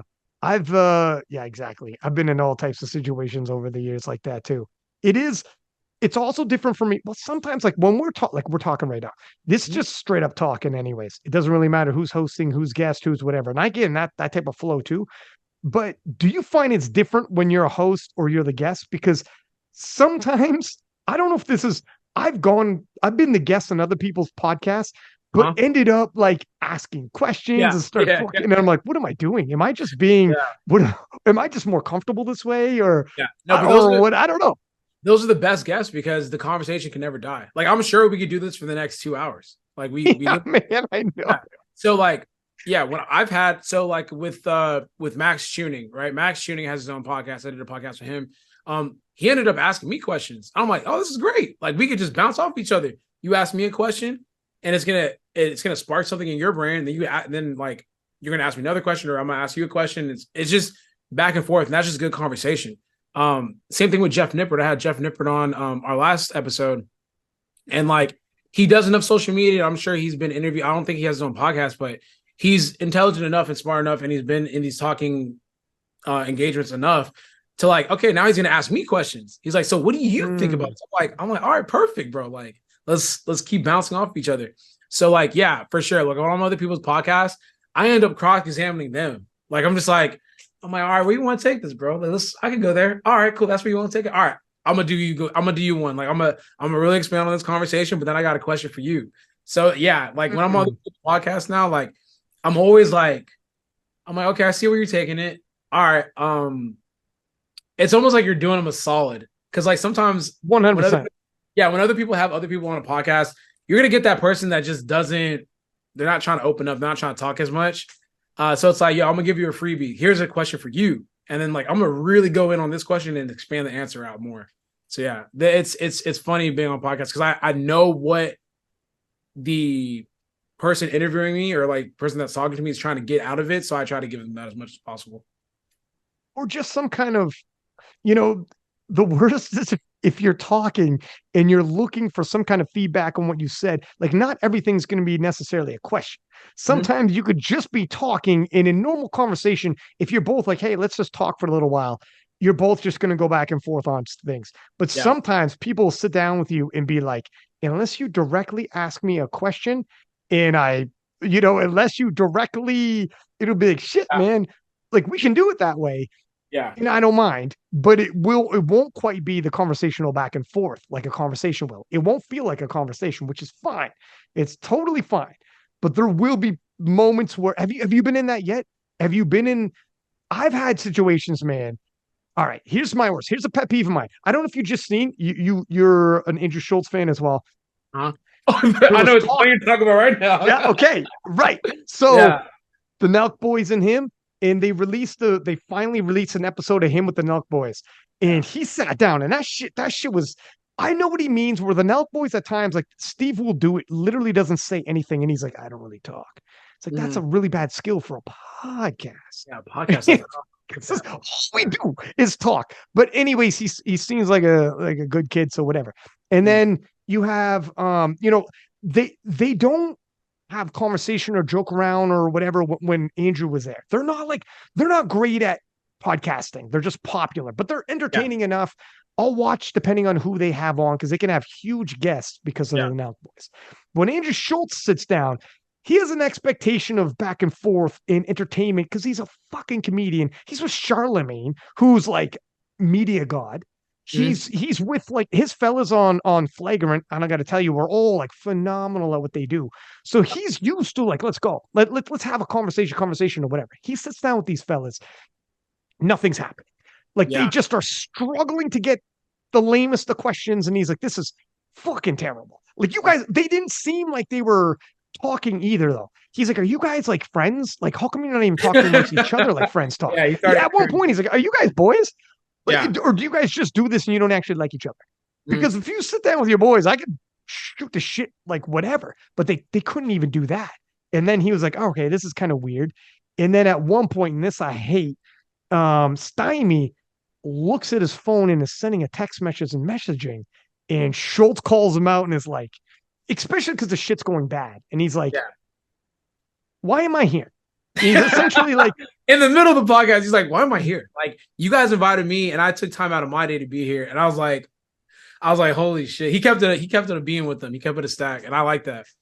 Yeah, I I mean, thought I knew exactly what was going through his head during the thing because, like, you could tell, like, they were asking very basic, generic, surface level questions, and he was like giving them like the best he could with those questions, like really expanding and talking. Like he damn near made it his podcast. And then after a point, he's like, "Bro, what am I doing? Like, why am I putting all this effort into my answers when y'all not giving me good questions?" So he just called it out. Like just straight up, he's like, "Yo, like I just feel like I took time out of my day to come here and y'all giving me some bullshit questions or effort, like, you know." But yeah, kind of what you said, bro. They're just popular people that have a podcast. I don't think they're like actual podcasts. I remember like when they had like that, they were interviewing Trump, and I don't know if they interviewed Elon and shit. I never listened because I'm like, what are they gonna ask him? Like, they're not gonna ask him like anything that's gonna like elicit anything. They just surface level questions that I could probably find anywhere else. Like, I'm not gonna listen to that. I like listening to podcasters that know what they're talking about, or just know how to have good conversations. Like when I watch Flagrant and people go on Flagrant, I'm tuning in because those fuckers are gonna get that guy out of their element and like say shit that's gonna be wild. Same thing with Breakfast Club and Charlemagne. Like I know they're gonna like. That's my favorite platform to watch interviews, but they're gonna ask the questions that we all want to know and like almost like not force answer out of them, but they're almost gonna have to answer because of just like the environment they're in, and they know what they're doing technically. So those guys, yeah, I mean, shout out to them, they're killing it. But I just don't, I don't really tune into the podcast. I've only watched one episode, and that was the C-Bum one with Bradley Martin. If Bradley's there, it's gonna be a good podcast. He's pretty good at I was conversation. about to say that. I was about to say Bradley's own podcast solo. He can Really talk. good. He can have conversations. He's He's good. really good at talking in general. Yeah. Mm-hmm. So like Those other I've seen fellas are. episodes and shit, but when he's not there, I don't think I've ever tuned in. Yeah. The worst is literally if somebody's like fucking on their phone and if it's just you and them. And I've been in that situation. Yeah. So I've been in. yeah, I've made it like I'll say it before I'm like, hey, like if I'm on my phone, I'm just looking at my notes because there's certain talking points I want to get Right. to. Yeah, yeah. But like I'm gonna stop doing that because someone commented that's like, yeah, the great podcast other than Russell was on his phone the whole time. I'm like, no, like I was just checking to see like, you know, I'm just making sure I'm getting my notes down, which I was like, fuck, like, okay, I need to become more prepared so I don't have to look at my phone. I know exactly what I want to ask. So I just want to get better at that. But yeah, I feel you. I don't like when I'm in a podcast because it's kind of distracting. Like you're talking one-on-one and then it's like, what are you looking at? Are you looking like, what the fuck? You know, so there's nothing worse too. Like if we're going to go to certain places and this person is going to open up on certain things, like for real, open up sometimes. If you or your co-host are like this, at any point, we're not going there. Yeah, We're just not going there. And yeah. I've had like co's where it's like, you know, I've told people like you can't be on the phone, mate, because well, we weren't talking about anything too crazy, but we're never going to get into anything too deep if they don't feel that engagement either, Yeah, though. yeah, yeah. There was an art to that as well. Yeah. There's a momentum, and you'll never get past a certain momentum unless you gotta look up, man, Yeah. or whatever. But yeah, that's definitely a huge piece of podcasting, and you could see it. Bradley Martin kills it. Those Nelk boys totally fucked it up and dropped the ball with Andrew Schultz, and he was Yeah. lighting up Stymie. It was And funny because I remember when Andrew got back on the Brilliant Idiots, he's like, "Yeah, I did like a podcast. I'm not gonna say any names, but it was horrible." Like I was like, "Damn, who's he talking about?" So it's funny that he was talking about the Nelk Boys. He's like, "Yeah, I would never put that podcast out. Like I would never do that." And then I'm not sure exactly what happened recently, but yeah, them putting it out was interesting. I literally watched it yesterday. On my way to me the too. podcast. It Huh? was so cringy. Me Yeah, too. It was so cringy. I was like, "Fuck it this started off George guy." pretty. It started off okay, but then you started Yeah, realizing, like, I don't even know if these guys know who he is. Like, so it just got kind of weird. Yeah, I know, and they seem nervous as fuck. I don't know if they I don't know. They were super duper nervous. I think they got the down low of he's a comedian, and I think they thought, and they were right. If you start fucking around, because sometimes they like being a little pokey. Stymie, anyways, likes being a little pokey, and it's like you can't poke certain people because if they're good comedian, they're sharp with it, sharp tongued, and like you're gonna get the worst of it. Like you yeah, won't win a back and forth. Like he's gonna make you look bad, and you won't come up with a diss back or whatever. It's just you won't outsmart that smart ass. It won't yeah. be like with your boys. Like it's like this is what he does, and it just turned on him, and he's like, oh shit, It was masterful. and It was like he was being serious, and then he would be like, "No, I'm just, no, I'm just joking. No, no." He's like, yeah, "No, you asked me. I gave you an honest reaction. I gave you an honest opinion. I'm yeah, not. I don't. It's not that I don't like you. I'm just letting you know how I felt in the moment. Like it was a real, which was But you can real. tell you this. But it was like it was good. It was good. It was good. Like deflection, but also calling him out at the same time. It was good. Do you want to venture outside of powerlifters for guests? Like, what do you see Oh in terms of a vision? Yeah. yeah. Talk to anyone. Talk about like I know right now it's fitness based. So like a lot of the guests have been people that have been prominent in fitness. But yeah, I want to talk to anybody. Yeah, I definitely want to expand upon or expand outside of that. There's some guests I have in line. They're still in the fitness space, but they don't do powerlifting. Um, but yeah, I want to expand upon that. Even if I do have powerlifters, I want to start talking about other shit that doesn't pertain to powerlifting. Like Mm. that's where I want to graduate too. It's like getting lifters or people in the fitness community out of their element and talk to them about like current events and like what do they think about this? What does Taylor think about fucking the pyramids? Like or Palestine and Israel. yeah, like like not that shit, but shit that's like not low hanging fruit, but Yeah. like you don't hear Taylor talk about fucking aliens and shit. Like, what do you think about that, bro? Do you think they exist? And it would be so weird to hear him talk about that because it's like, when the fuck would he ever, you know what I mean? So just That's shit like true. that, or like, what do you think about fucking, I don't know, just random ass shit that you're like, damn, Taylor really thinks like that? Or like, I didn't know Taylor fuck with that shit too. Okay, like, Yeah. yeah, Yeah. I know what you mean. And I flirted with it would have to be a totally different podcast, not King of Lifts. yeah, yeah, But yeah. talking to even like other athletes or like when I hear like Flagrant or I hear like Rogan or whatever, and they have all these different guests, I get a Mhm. little jealous to be like, I would love to have the same conversations I have with powerlifters, but have them with, I don't give a shit if it's like track athletes, basketball players, or like rock climbers or something who's done some crazy shit. So or ultra marathon runners. And I'm like, tell me about this. And Yeah. now I'm diving in and I'm doing the same follow up questions and stuff. Yeah, you should do it. I mean, like now it makes sense that you like we like similar podcasts because like you're really good at conversation in general. And I could tell like you know how to lead a conversation and you know how to get things from a conversation that you want to get without being like pushy, if that makes Right. sense. So like you Yeah. just know what you're doing. And like I'm like, okay, that makes sense now. And you would definitely be able to have those conversations with those people. Just reach out to them. You could definitely do that with King of Lifts because you have the reach. Like It's just because the only thing and first off, thank you. But the only reason why not with King Lifts is just because it's a powerlifting podcast and I don't want the fan base now to be like, man, what is this marathon runner doing on here? I don't know. You know what I mean? oh Like, man, I feel like I would be intrigued. but maybe I'm just a little bit different, but I would tune in because that's like a different walk of life that maybe I could apply some of the things that they use to be successful to my own shit. But I don't know. I always look at anyone that's successful and I'm like, how could I apply what they do to what I do? But yeah, I mean, can't hurt shit. What's one, can't hurt a couple here and there. Throw one in every now. Yeah, I've tinkered with it. I mean, I do things like holiday specials with and have people on, and we're just like top 10 holiday movies, top 10 action movies, whatever shit. We're just totally off. And it's happening to power lifters. I don't know. I've thought about it, and yeah. You just don't Episode, want to. one episode won't hurt. You have so That's many right. combos. This one episode wouldn't hurt. Because That's right. the way that I look at it, it's like, how many followers does King Lift have now? 300,000 on Instagram. Yeah, man.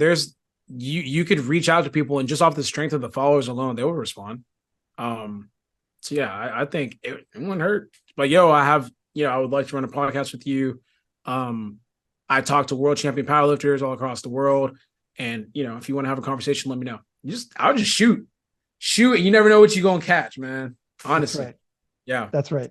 Everybody does strength training. Like ultra marathon runners do strength training. Every athlete does strength training. Yeah. So you have an in terms of bringing someone on, and the listeners are like, it's a little different. We could start off and then all of a sudden just go into some places Yeah. and start talking That's about what I would fucking do. aliens. Me personally, I'd take that. Who are some of the people that you want on your podcast? You got some big fish that you're like, fuck, I want this guy. Yeah, it's cool because we have a lot of people around here and a lot of people just come down here too. So shit, like anyone. I mean, like I know right now I want to have I should probably ask her soon, but Heidi, Buff Bunny, Christian Guzman, my boy Shali, like literally just anyone, bro. Like I'm not gonna lie to you. Like anyone that's around that wants to chop it up, I'll pretty much do. But I want to like interview people that do like kind of like unique things. Like with Christian, like he literally created like fucking Alphaland and it's like a mecca. So like I want to talk to him about that. And like I know him on a personal level more. So there's questions that I can ask him that like he probably hasn't been asked publicly on a podcast forum. So that'll be fun. Heidi, same thing too. Like she runs like a multi-million-dollar athleisure company for women. So it's like asking her questions about that, but then also like asking her questions that like I'm sure she's never been asked because I come from a different culture. So it's like I could ask her those questions. And then just see her response to it. So yeah, it's just almost like combining the two worlds to get like unique answers from individuals that probably wouldn't get those questions in general. But yeah, I've developed too, and you probably will as well, where you have some people on, like you'll have some people on and it's not a crazy success. It is what it is. yeah, And then you'll have like in terms of the conversation. Yeah, I mean, whatever. yeah. And you'll develop enough conversational skills to get yourself through almost any Oh, situation. So it's okay. Right. The good thing is I'm a good storyteller. So if I have to, I'll bring in stories anyways. But if I have to, I'll flex on and like, I'm talking to myself You're like, almost. all right, fuck it, man. You're like, all right, I'll do it It's myself. just me now. We take over. Holy Yeah, no. So fuck. yesterday I had my videographer team. I talked to them, and it was a great episode. We talked for 2 hours. Could have went way Oh, longer shit. too. Yeah, easy 2 hour pod. But it's like it's not like they're huge names or these are people I see on a daily basis. We ended up having an amazing conversation. I had no notes. I never looked at my phone. Great convo, but I want to be able to just talk to people. And once again, just ask some questions that they probably haven't been asked before and be put in like almost situations where it's like, I want to know how you think about this because like you don't really talk about this at all. So yeah, yeah. And you'll notice that too, where some people aren't the big names. They come on and you will click and they will murder it. And then other people will be like, when are you having that person on again? And Yep. you're like, oh shit. And they murder. And they absolutely murder. And you'll also develop, so that'll happen, and you won't even care about their following. And then Mhm. other people you'll have on with a massive following. You're like, okay, that wasn't the greatest. Maybe you Yeah. look great in pictures and the videos, you look cool as shit, Yeah. but you're not Yeah. great at conversations, and it's not going to take off like you wanted. And then other times you'll have certain people you'll have on semi regularly because you Mhm. click so well, and they love it. Oh shit, so and so's back. I can't Yeah. wait. You know, And so you click. Yeah, you know what's so funny? I have one of my boys, like we're friends in real life. His name is Ant. Like I've had him on twice now. And like literally if I were to have a co-host, he'd be my co-host because he's the one where I can literally talk about anything that I want to talk about and he'll get it because like we like the same shit. So it's Mm. like we could do those type of conversations, but it doesn't get the amount of views and plays just because he's not a big name. But that's the type of podcast I would want to run. So like our podcast do maybe like anywhere from 2 to 5K views, versus like a max tuning, which is like getting close to like 30K views on YouTube. And then you have Jeff Nippard, which is like gonna exceed 30K views. And then Cranian is like on like 30K. But it's like I'd much rather, not much rather, it's not that they aren't bad combos. It's just like I like the podcast that is made whenever like it's just me and my boy talking about shit that we like. But Mm. yeah, those even the conversation with Max and Jeff and Cranian, those were all really good conversations. But like if I were to run like a weekly podcast where we're like uploading and just talking and shooting the shit, it would be with Ant, but it gets the least amount of views. But I'm not even like concerned about that because I'm like, I love the podcast that we do when we do that. So it's Maybe like a right trade-off. now, but I bet you later on it might get more views. Like let people. Yeah. Here's what when you bring them in, so it's tough because to an extent you might need him to co-host with a bigger name. They come for the bigger name. They hear you and your friend, and like, fuck, man, that guy's good. Yeah. Yeah. They Yeah. need a reason to come in. And you like I listen to the Pivot podcast as well. And there's certain Yeah, we're on dudes the like same. I know Doc Bob. Yeah, I love that.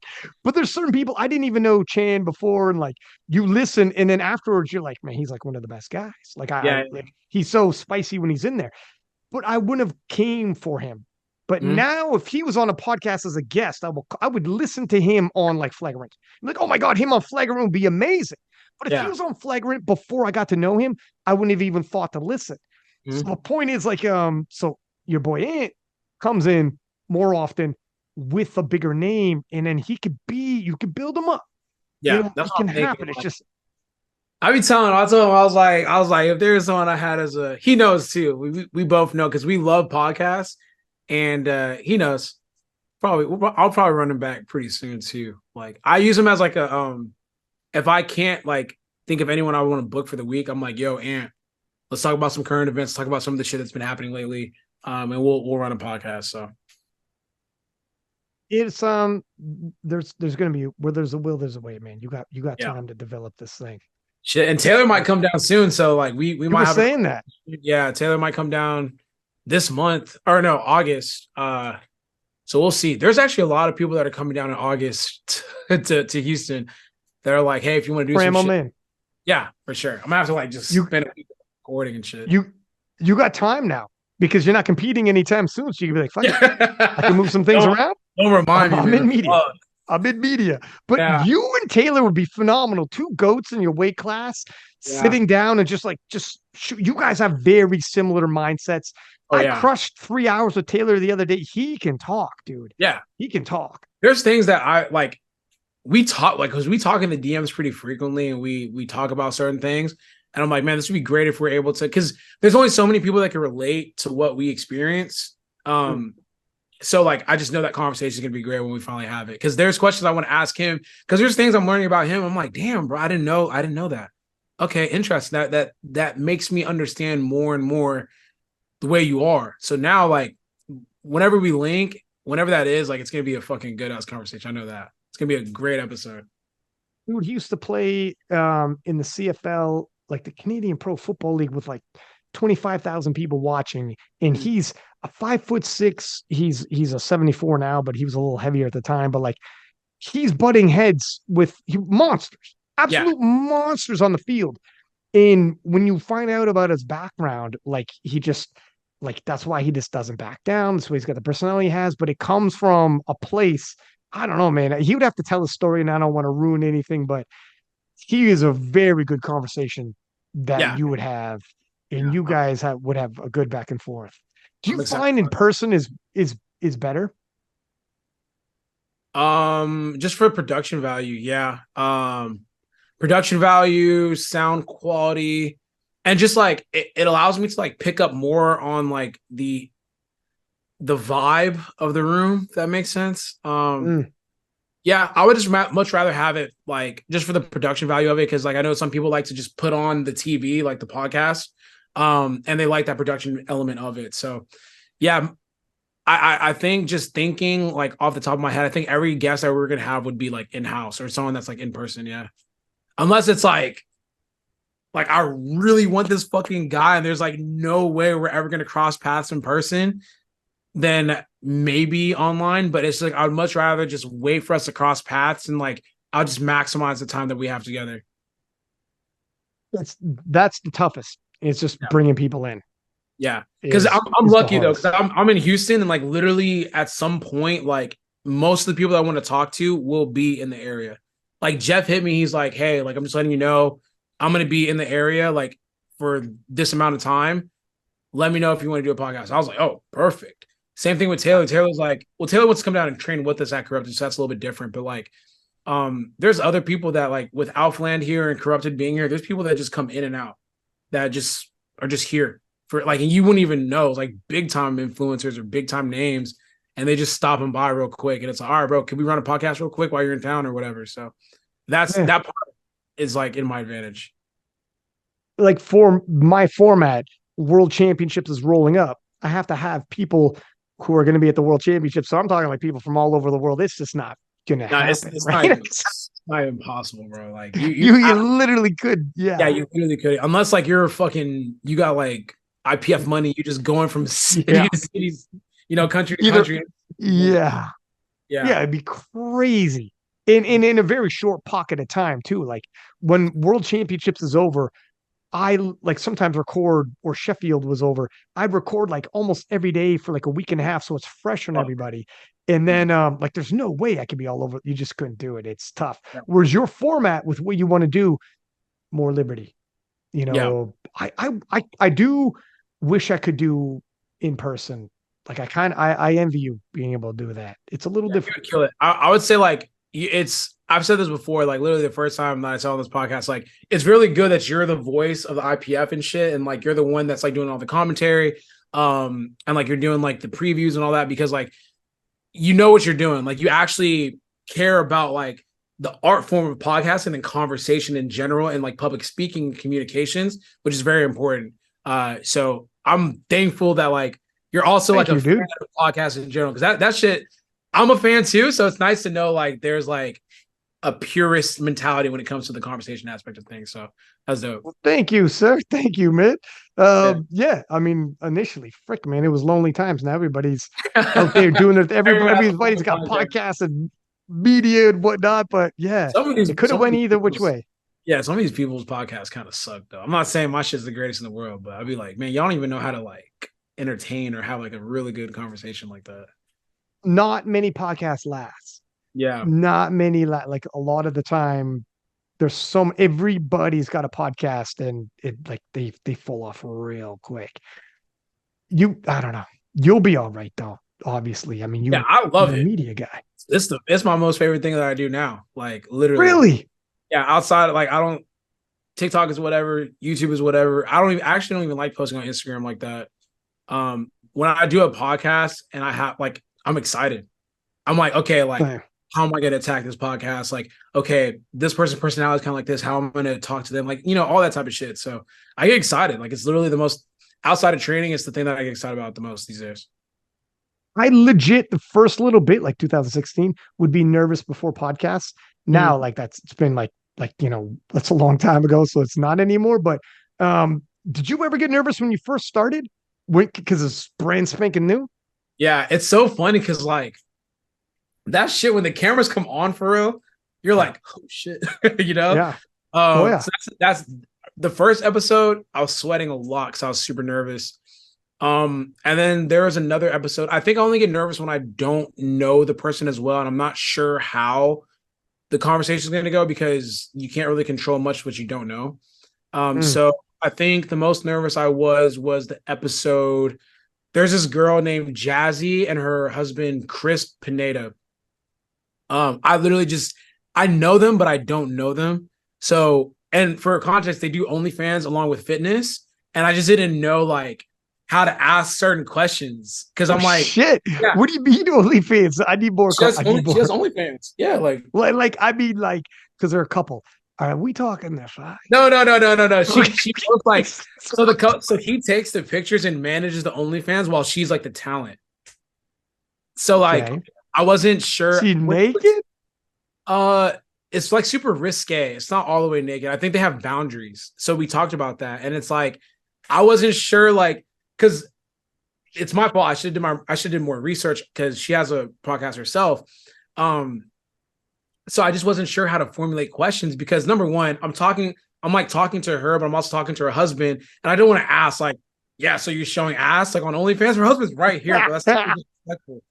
But when we finished the podcast, she goes, "Oh, that was a really good podcast. We need to have you on my podcast talk about sex and like fucking." And I'm like, I was Jesus. like, "Well, I didn't know like you guys were comfortable like going all the way in like that. Like I could have had like different questions, you know, like or I could Yeah. have formulated it in a more entertaining way. It's like."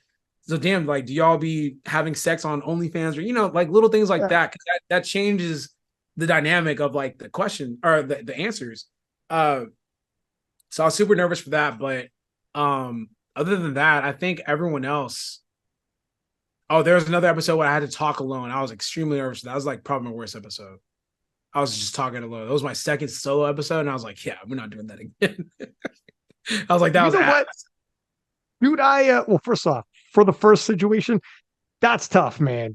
When Yeah, it comes to like the couple, they're a couple there, even like, even if it's she's just there herself, you're like, I mean, how do I ask this? Because people are gonna be like, you fucking hear Russ I'm not talking gonna this lie. girl? It would have been easier if she was by herself because I feel like I know a little bit of her and I know she's very straightforward, but like her husband is very quiet and very like just very quiet and chill. And like he's cool. He's like, cool. I don't want to disrespect. Like, bro, like imagine someone asking your girl, like, yeah, so you showing ass like on like what? Like, I'm not trying to disrespect him or do anything crazy like that. So Jesus.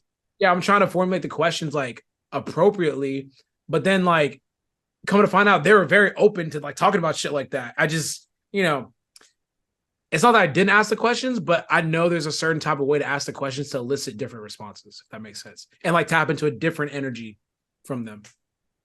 It's man, that this is early days for podcasting and you went in deep. Yeah.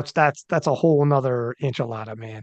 Yeah. Talking And that's the about type of like shit. That's the type of shit I really want to like, not just specifically OnlyFans, but like shit like that, to where like I'm having people give like takes on their life that's completely different from what like normal people would do.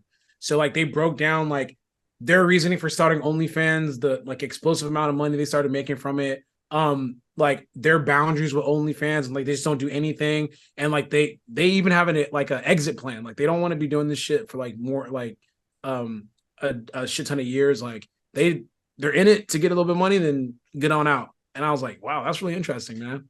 you're Yeah. like, how do I approach this? I'm trying to ask you about anal. Is that on the I literally didn't know what to take. I was like, bro, like, how do I ask this like question? And I remember because like, you're like I am 5 episodes deep and I'm way too deep. When this is bro, a subject that I gotta ask my guest. You're like, I yeah. bit off more than I could chew. This is season three. This is season three. This isn't you guys. This is me.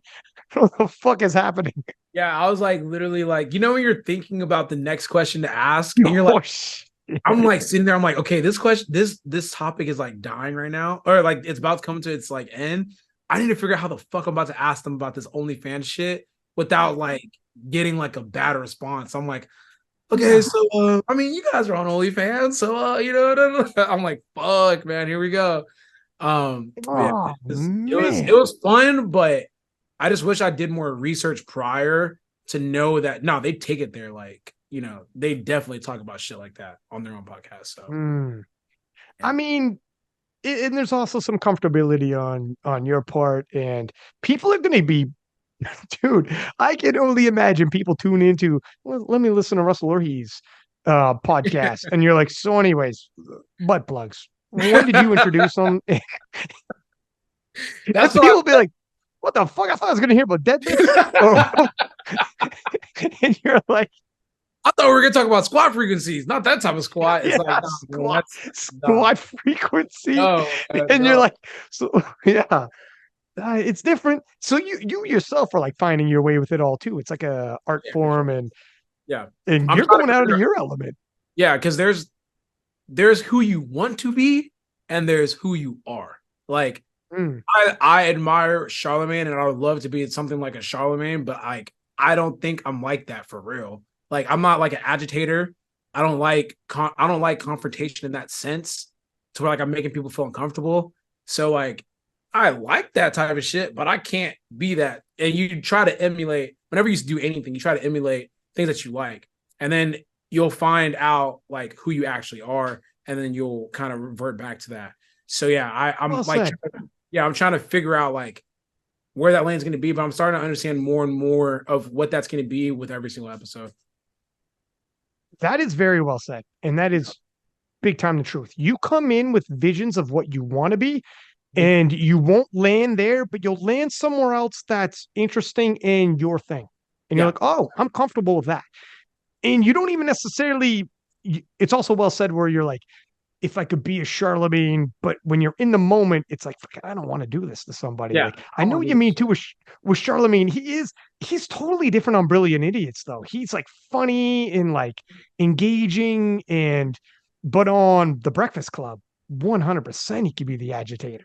Yeah, he's the agitator, and like you learn like that's how he is personally. But then like when he's on the Brilliant Idiots, he's with a bunch of friends that are agitators too. So it just kind of like blends and mixes differently.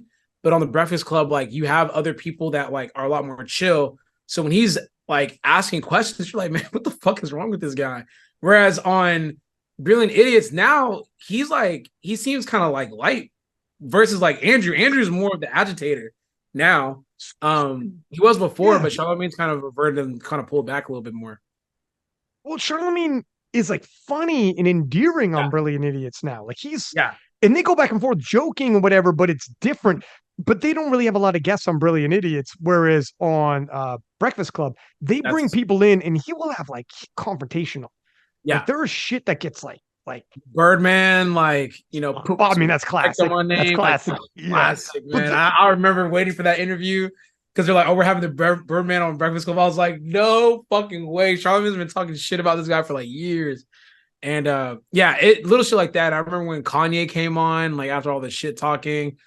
Oh man, I miss that era, man. Like we just be so excited for certain guests to come up. It's kind of died down a little bit, but yeah, those are the days, man. That's when I was like super into just like listening to people talk. And then Joe Budden's podcast too. Joe Button's got a good one. Is it as big Breakfast Club? 'Cause I remember even when they had like Troy Ave on, or they had like they Yeah, had dudes on, like, and man. he will get into it, man. Or like Mhm. Little Dirk and freaking King Vaughn, like before, obviously, I was about to say before Vaughn got killed. Well, no shit, huh? But he would have dudes on, but he would have like friction with some dudes. Mhm. There was somebody, I remember he had 6ix9ine on, Yeah, and 6ix9ine. fucking he That was a funny interview, man. Yeah, great interview. he was telling him basically what was going to happen before it happened. He's like, Yep. you're rolling stupid. Like Yeah. this is all going to end badly for you. He was Mhm. straight up telling him, like, this is, and 6ix9ine's like, I'm under your skin. He's like, you're not under my skin. I don't give a shit. I'm just telling you the way it is. Yeah. You think you got it all figured out and you don't. And you surround yourself with certain people. It's like, this is not going to be good for you. And it wasn't like he got kidnapped, Really. whatever, everything that Yeah. happened. But yeah, he's had, I don't like, I know, like, I love listening to it. I don't, is Breakfast Club still as big now? I think so. Yeah. I think it's just because they just don't do as many interviews as much. Mm. Like before, they used to just be rolling through different people, like interviewing Jay-Z, Kanye West, um, like these big time artists, and they would have like interesting 50. crossovers too. Yeah, 50, like I Diddy, I mean, like just a lot of different people. I think maybe like once they start interviewing more people, but no, they culturally, like when they give their takes and talk about like different shit, like what do you have you ever been cheated on? Like, little segments like that, it's still good. Mm. I think that the interviewing part had just kind of slowed down. I mean, shit, they interviewed Obama, they interviewed Fuck. yeah, Hillary Clinton. They've interviewed like a lot of people. I wish they would have interviewed Trump at that Oh would my God. Dude, that would have been fucking funny. I remember they interviewed Biden. And uh Oh yeah, yeah, Charlemagne, do you remember that? And Charlemagne, dude, it was uncomfortable, yeah. dude. He goes, Charlemagne, go ahead, go no, ahead. he dropped. I think that was an interview where he dropped that bar. It's like if you, oh, you're not black if you don't vote for me.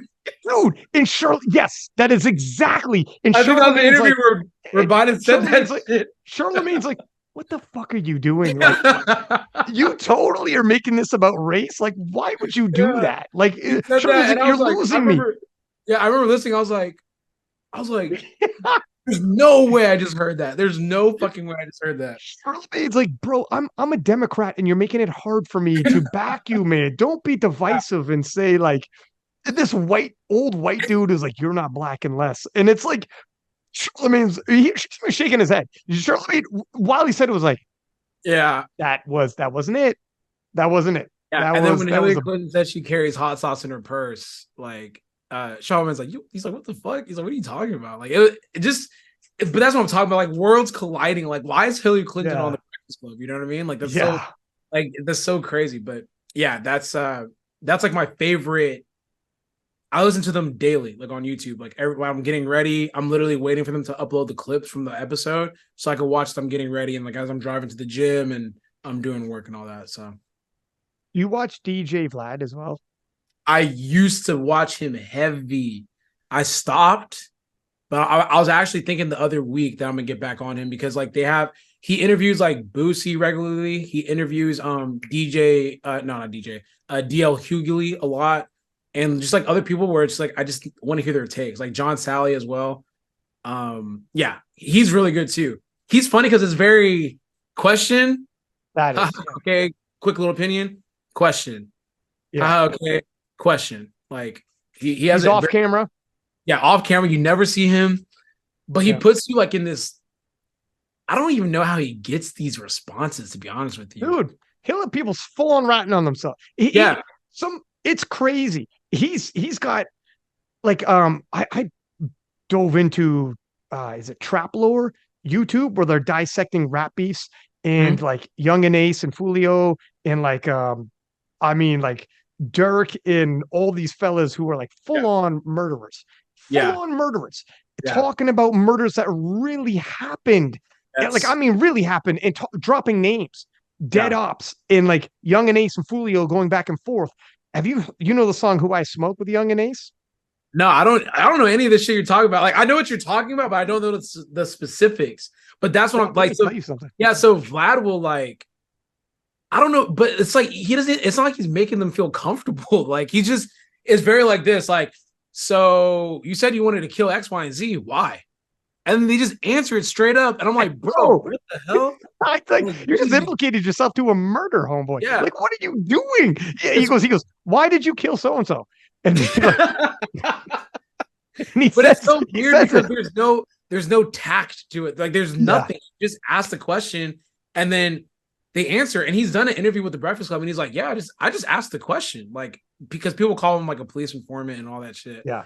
And I'm like, he just asked. I don't understand why they tell him themselves. He doesn't like guise it in it like a and like I got you type thing. He just asked the question and the answer. I'm like, he didn't do it cleverly. Like he just straightforward. I think at this point, people know what to anticipate when they go on, which is to his advantage, obviously. But Mm, how this happened, I got whenever I talk to people, they all bring up like why that's why I go to him because the mm. stories are unreal.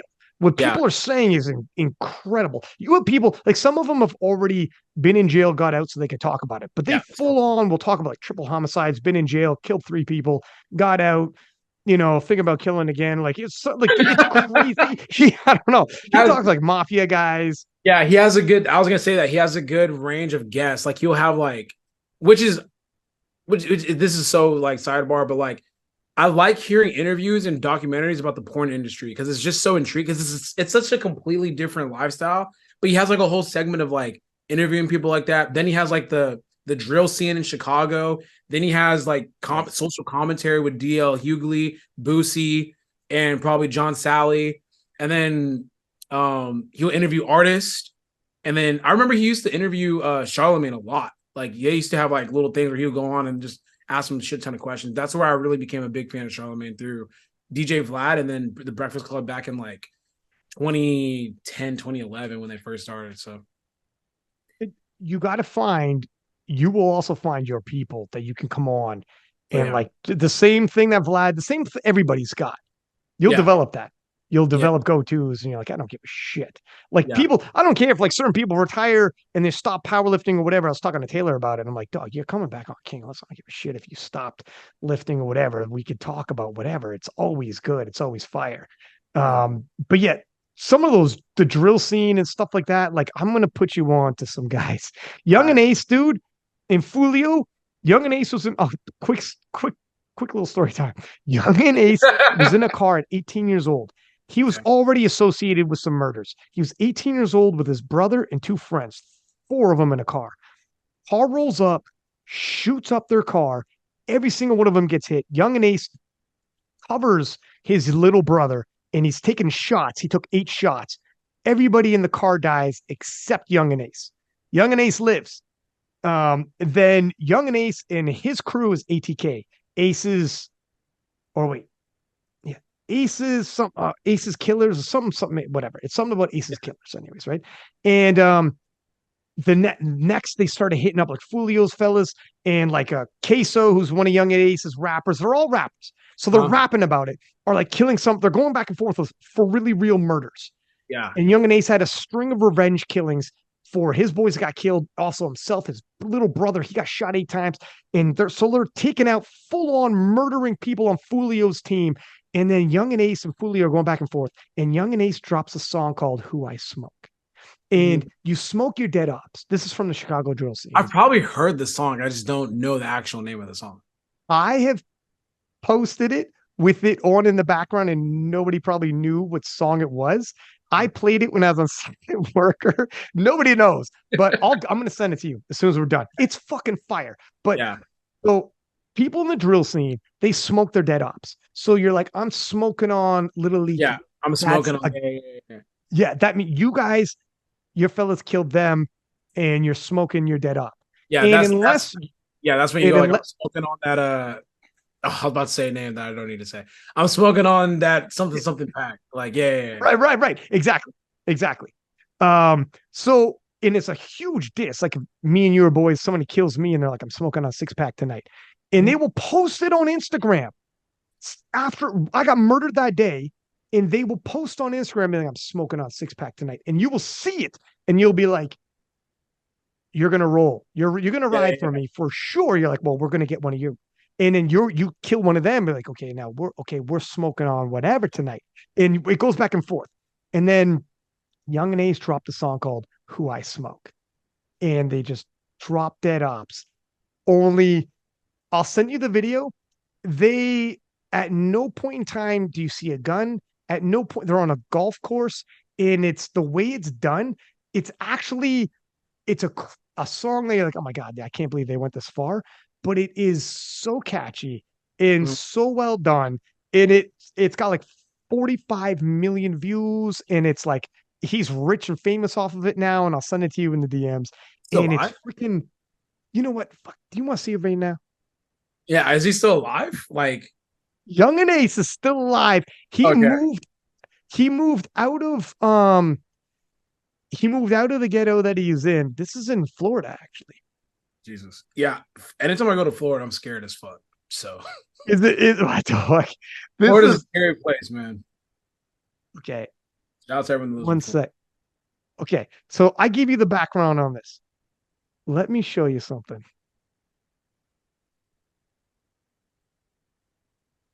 Young and Ace. Yeah. That came from that. I never listened to the actual song itself. That was good, but it was also scary because like Dude, it's crazy. The thing is, it's the catchiest fucking song. That beat was crazy.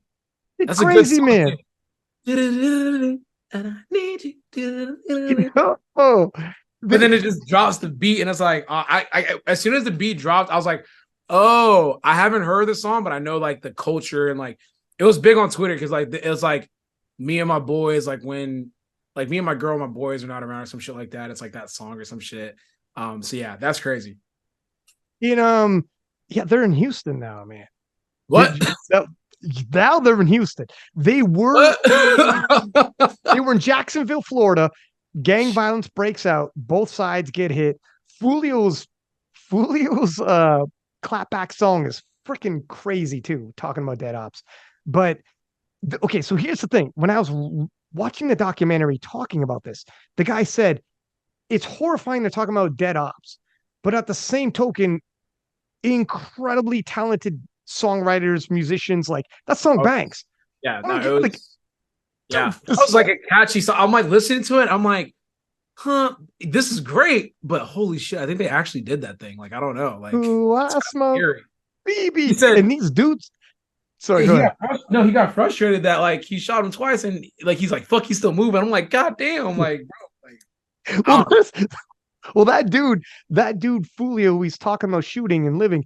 That's Fulio, and Fulio's the guy who set Young and Ace up, killed 3 of his people, shot him 8 times, and Fulio does rap disses on him, talking about the dead ops that he killed. Like, I killed your brother. I'm smoking on your brother right now. So they tried to get Fulio back, and that guy's like, "Fuck, man, he didn't die."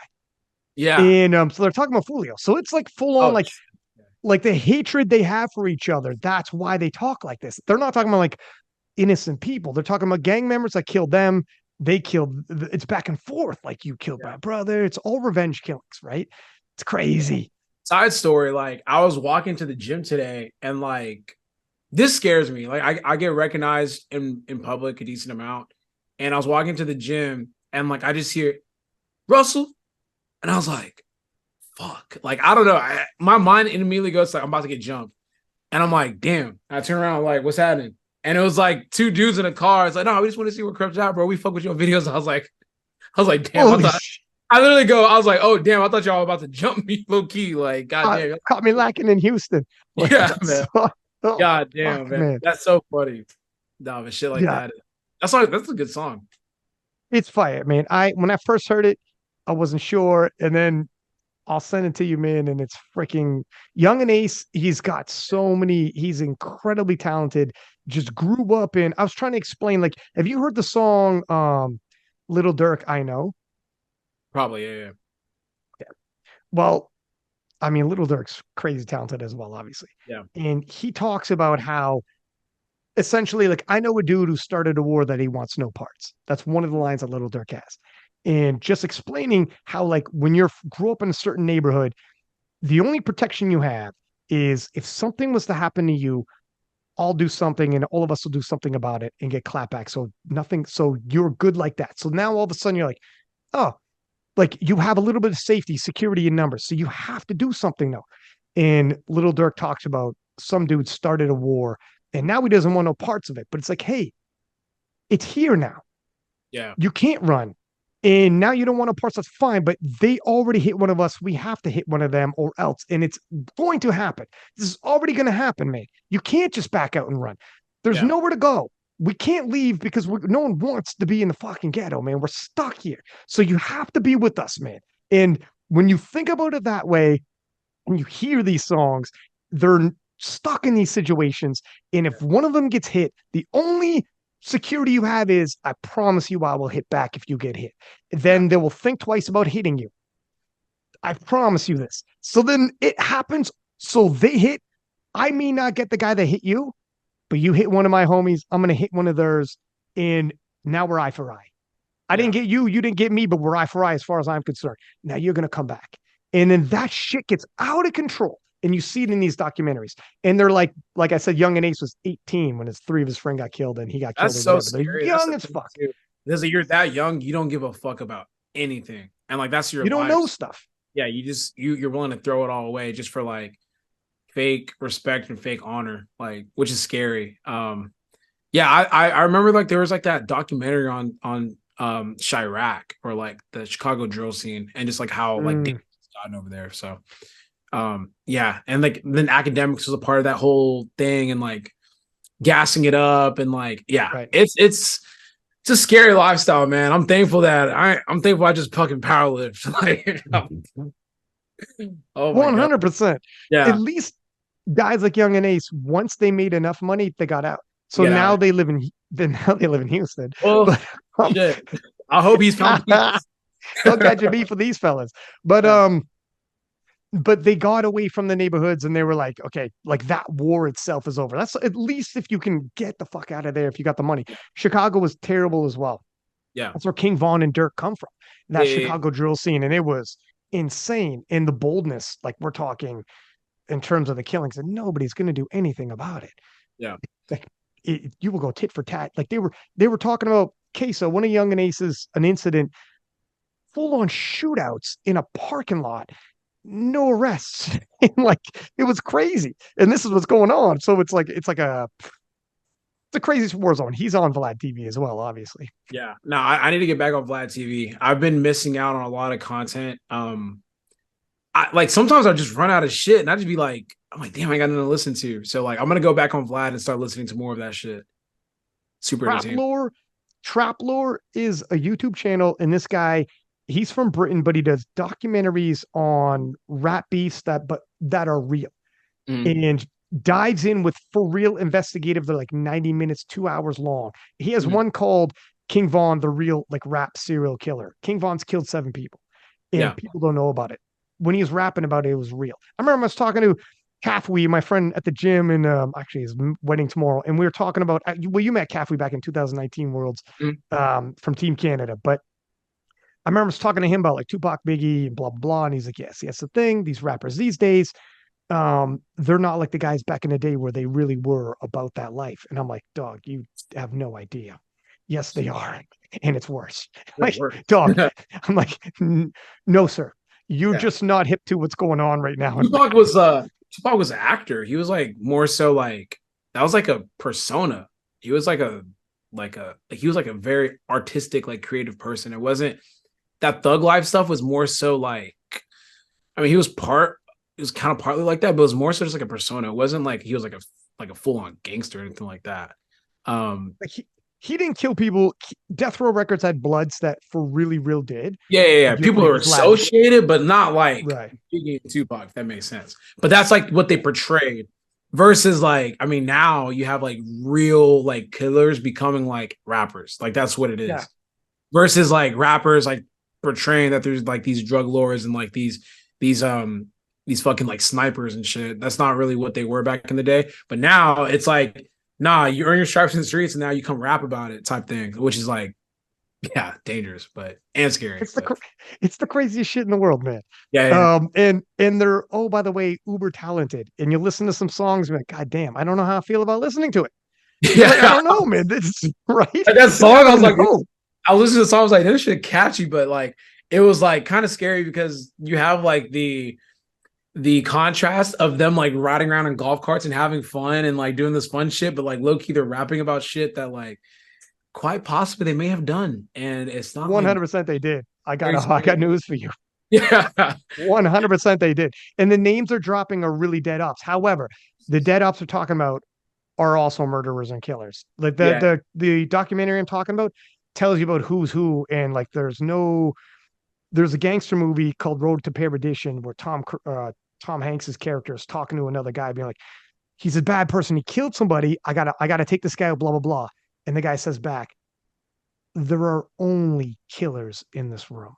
mhm, And there's a room full of them debating on what they're gonna do with their opposition. mhm. And it's the same deal with this, where it's like you feel bad at the same time you realize like these are revenge killings. So like they're Yeah, all in the same game. Like they're not going out there shooting random people type deal. Like yeah, it's like Young and Ace wanted revenge because he got shot, brother got killed, whatever. I don't know. Whatever. yeah. Oh, at least these guys are out of the situation. And if I listen to that song, I fucking help get him out of the hood. That's why I feel better about listening to the song. And that's how I get my off. That's how I get out of it. That's my out. That's your out. Yeah, I'll be But I like, yo, feel, fire song, bro. Keep doing your thing. yeah, get out of there. Get out of there. Yeah. But listen, man, fuck, man, we crushed like damn near 3 hours, huh? And Shit, we this has to be the longest one we've done for sure. this is a long one, dude. This is a long one. I appreciate you coming on. I got to know what we stopped talking about powerlifting like 2 hours ago. That's fine. Yeah, no You worries. you Yeah, you shout out you to came shout out to Sheffield, I guess. Shit. We you came on to make an announcement about powerlifting, and then here we are, young and ace, and whatever it is, That's what it good. is. Hopefully, like people, I want to see powerlifters like expand their, it's like palette or expand their horizons a little bit more. It's cool to be Sure, interested man. in shit, you know. I think that's what helps me get like more out there and like have the following I fall. Like literally, like in the bag, you see a bunch of shoes and shit. Like I had someone tell me over the weekend or over last weekend, like I made for them powerlifting cool. Like the fact that I wear shoes, I'm like into more fashion stuff. They're like, oh wow, like you could do powerlifting and still be fly. Like I didn't know that, or like whatever your idea of fly is. So like show people what you're interested in. Like there might be some shit. I know it's cool to like anime and powerlifting, but that helps people get into powerlifting too. When they're able to like Mm. relate to you on any field or any level, it makes powerlifting that much easier for them to get into. So when I'm posting my shoes and shit, and like I'm posting that I'm watching UFC, it's like, damn, like he's really just a normal person that likes to do powerlifting as well, and like I could do that as well. So I think a lot of people need to kind of understand that more. For sure, dude. Wasn't that long ago when powerlifting was kind of like it wasn't Straight, cool anyways. It wasn't cool. yeah. It was a thing, it's fine, whatever, but it wouldn't be there wouldn't you wouldn't see it like we have people who are like celebrities now and he's a cool guy. I want to be like Mhm. him when I'm older. You know what I mean? Yeah. We didn't have that before. And to do that, for sure, you need to show personality or something. Be like, I like this, I identify with that. I don't know how the hell anime got wrapped up into powerlifting, but it sure shit did. I don't Yeah. understand it, but it is like a part of our culture now, No, man. it's like wrapped. I think it's mostly because a lot of these kids, I mean, they got bullied in high school in a sense, or like they were just like very people. They're just people that are into anime. Then they found powerlifting later on in life, and then that's what they started doing. Like I'm into anime. I just don't make it like my sole personality the way some other people do. But that's fine. I mean, you know, I don't I don't mix powerlifting and anime together as much as other people do. Like they'll put on like anime songs and like wear the shirts and shit. I don't really do Dude, all that. I love it just as much as they do, but not that much. Or not I like to that extent where I'm gonna let it be. you don't love it like some of them. I'm telling you right now. Yeah. I'm telling you right now. You're not gonna win that one. Yeah.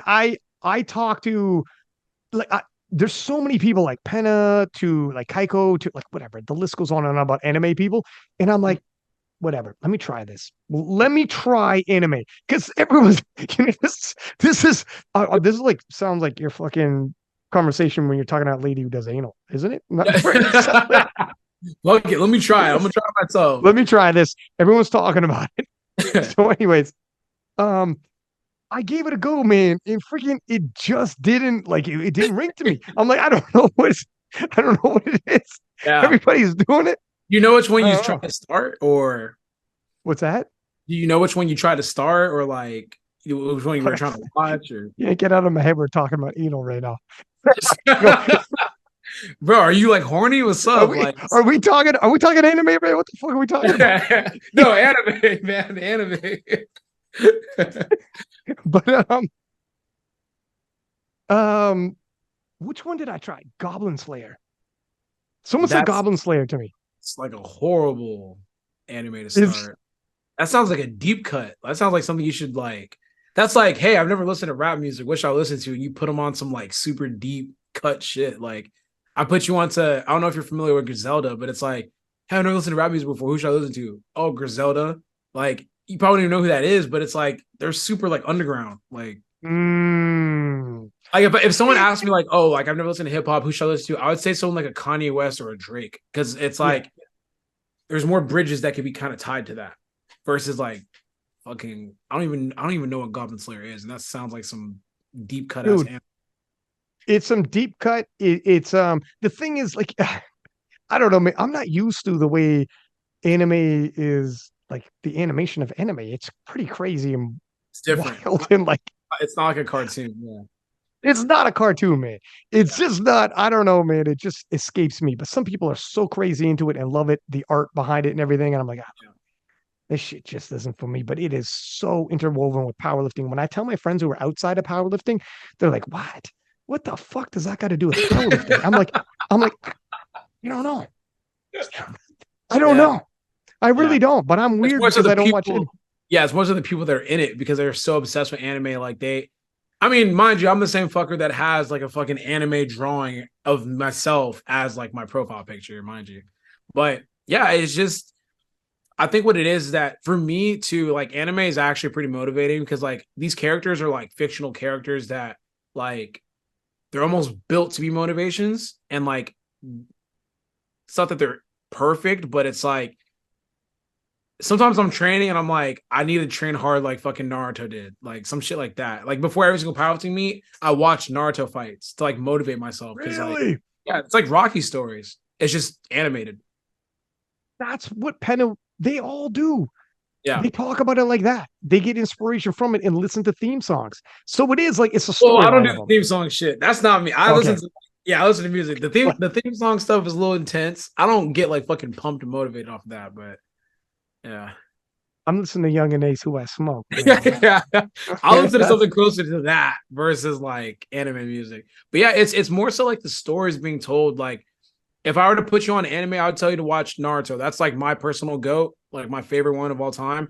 It's like the animation isn't extremely like deep cut to where you can't get into it, but also mm, too just like the story itself is like very motivating and it hits like a lot of different it can hit a lot of different just feels like anyone from walk of life like maybe you struggle with like comparing yourself to like maybe someone that's like more talented than you, they have shit for that. Or maybe like you are like a genius and like you battle with like people's expectations of you, they have something for that. Like they literally have something in mm. anime and it's a very relatable piece of art that like I don't know. I'm almost 30 now, and I still go back and watch shit from there to kind of just like recenter myself in a sense. No shit, man. You're doing a Yeah, really good job of selling this on me. I'm telling yeah, you that right it's now. good, man. Whether like I would personally say if you want to give it an honest shot, I'll tell you to watch Naruto. Um, if you don't like it, you don't like it. It's whatever. Like some people literally just can't sit there and watch like drawings talk. Like it's just Right. like you just can't do it. But I would say that that's like one of the best shots you have. Just because like it's a very relatable message and like you'll actually get into it. But then if you don't like it, I mean, you just probably won't like it. Right. If so this is a soft sell one. Easiest to get into anime and I'll know. Maybe Yeah. if anime is your thing, this will be the one that brings you in. Yeah, I would say Naruto because it's easy to get into, but it's also very, very deep. Like it gets really deep, and then like it's just like a feel good hero story in a sense. Like takes a while to get to the conclusion, but like in that path, there's so many different things that it touches on. And it's like, fuck, man, there's things to this day that I still kind of uncover. I'm like, damn, yeah, they were kind of talking about that, like at Hmm. that point, or like you could relate it to like what I'm currently going through. And like it's so weird. I'll sometimes Hmm. always like revert back to Naruto. I'm like, okay, I could pull bits and pieces from this storyline and make it relatable. I'm like, okay, I need to be a better human, just like the way Naruto was in this moment or one of his friends or something like that. So I knew there had to be something more because so many people were into it and posting it and got so much from it. I yeah. knew there was something I was missing. Like the way you're describing it makes it make sense to me though. Yeah, it I gives you think like legit life lessons. Like there's like even now, like I'm thinking about how like there's like characters that get thrusted into leadership positions and like they don't know what to do and they figure it out like in the confines of the anime. And like I can relate to that now. I'm like, damn, like I've been almost thrusted into leadership position. Like, what do I do? Or just the mm, fact that like this kid was so hated growing up and he worked himself into position of like people actually fucking with him. And then he's like, I don't even know what to do anymore. Like, do these people really fuck with me or do they fuck with what I do for them? Like, it's a lot of different things, man. It's a good anime. I would watch both of those would be relatable to you. it. Yeah, yeah. But like shit like that, you know what I mean? Like, you should watch it, man. Give it. I say whenever I try stuff out, I give it a good like 10 episodes or like the first season. And if I'm just like, bro, I just don't fuck with it, then I just let it go. Mm. But Naruto's a good You one. have you have become a leader like with your crew. You are the leader of it. You know what, man? I don't even like to. Yeah, I mean, just by Yeah, I guess you could say that. Yeah. Ew. Yeah, I guess. Because it probably feels weird, but like, I mean, for sure, you're the one leading the charge. It's just sometimes the way it goes. I don't even know how this just happens naturally. Yeah, yeah. I'm always so weird about that kind of shit. But yeah, you're right. I think what's funny is like sometimes they want me to assert myself more as like the leader. It's like, nah, like I'm putting my foot down type shit. But I just like to look at everyone as like an individual and like everyone's here for a reason type thing. And they even talk about that too. Like, which is funny. It's like leaders aren't people that just like you don't make yourself the leader. Your people make yourself or your people make you the leader. So it's like, Hmm. yeah, this quick sidebar, like one of the Yeah. characters, like he wants to be the leader of his city, of his village. He wants to be like the leader. And he puts everything on him and he wants to do it himself so he could like protect everyone. And then one of the other characters goes like, yo, like that's not what a leader is. A leader isn't someone that like just like takes from everyone and then tries to go do it by himself. A leader is someone that does it with everyone and the people put him in that position so he could now help them protect everyone. Versus like I'm just gonna take it all by myself and like I've worked hard to make myself this strong leader that I don't have to rely on anyone. It's like, no, that's not how it goes. It's a leader is someone that is able to rely on everyone and someone that's able to bring the best out of everyone, not someone that just like takes on that role by themselves. So like little shit like that helps like in my actual life where I'm like, nah, like leaning on people is a superpower. Like that's where you should get all your strength from, not because like you're so strong that you don't have to lean on anyone. That's like Mm. don't you want to be able to rely on people, not isolate yourself and say you're the strongest and then that's how you lead. That's not how it works. Some people think that like a leader is just a dominant figure, the No, alpha male that, so they no, try to do that. Where it's no. like if you try to be too much of an alpha and dominant figure, you're probably just going to be the muscle for the actual leader. Yeah. Like Yeah. you're probably going to be the guy below the leader and he uses you to muscle people. But if you're too dominant and alpha, it's kind of like you explained, like people aren't going to you. You're unrelatable. You don't have roles for people they can't give to you. You can't give back. You're not giving guidance. It's not the way it goes. Yeah. It's difficult to become a leader, man. It is No. very difficult. Or it just happens and maybe it just happens organically and people like, how do you find these qualities? Like, I don't know. It just kind of happened. I'm not sure. Mm-hmm. I just was trying to build something, and then friggin' next thing you know, I'm leading something, and it became we had a culture. We had, like I don't even know how to explain it. Things just happened, Yeah. but it obviously happened with you. Yeah. But I would say, yeah, Naruto is a great anime to start. That's like an easy one. It's longer, but I would put my money like if you don't like Naruto and like that's what anime you're trying to watch, chances are like I'm not too sure like any other anime that you would like. Yeah, I think it's good. It's my favorite one. So I mean, dog. I mean, and I think of like people around you. You just bumped their sales, Playboy. they don't need it. People, They're you're probably right. You're probably right. yeah. They're probably good. Well, listen, man. Thank you for coming on the podcast. We crushed it. We cover a lot of ground.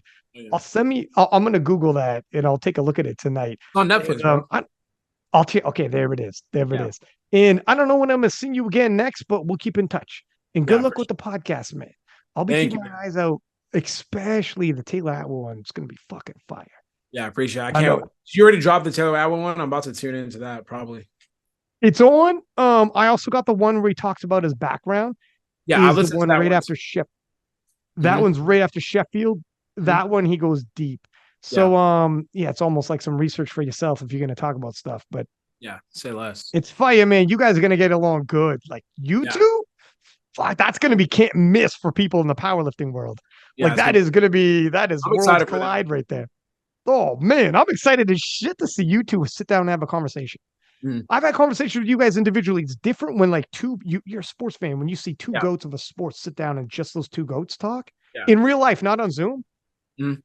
And we speak the Like same like language too. So I already know. Like, I already know how that conversation is gonna go. it's like Jordan and fucking Kobe sitting down for a conversation. It's like, oh shit, that's a good one. That would be No crazy. interviewer. No Yeah. interviewer in the middle. They just sit down and Oh talk. Nobody shit. in the middle. Yeah. That's what makes your episode you're about to talk about, like with Taylor, if you do more of those, that's Mhm. what makes those so clutch. That'd be so crazy. Anyways, let me know. I'll be watching. I'll be Yeah. watching. That's a meme for you if someone found that out. But anyways, listen, everybody listening, please do subscribe, give us high ratings as per usual. Until next time, six pack Lapadat, 6 up, and we are out.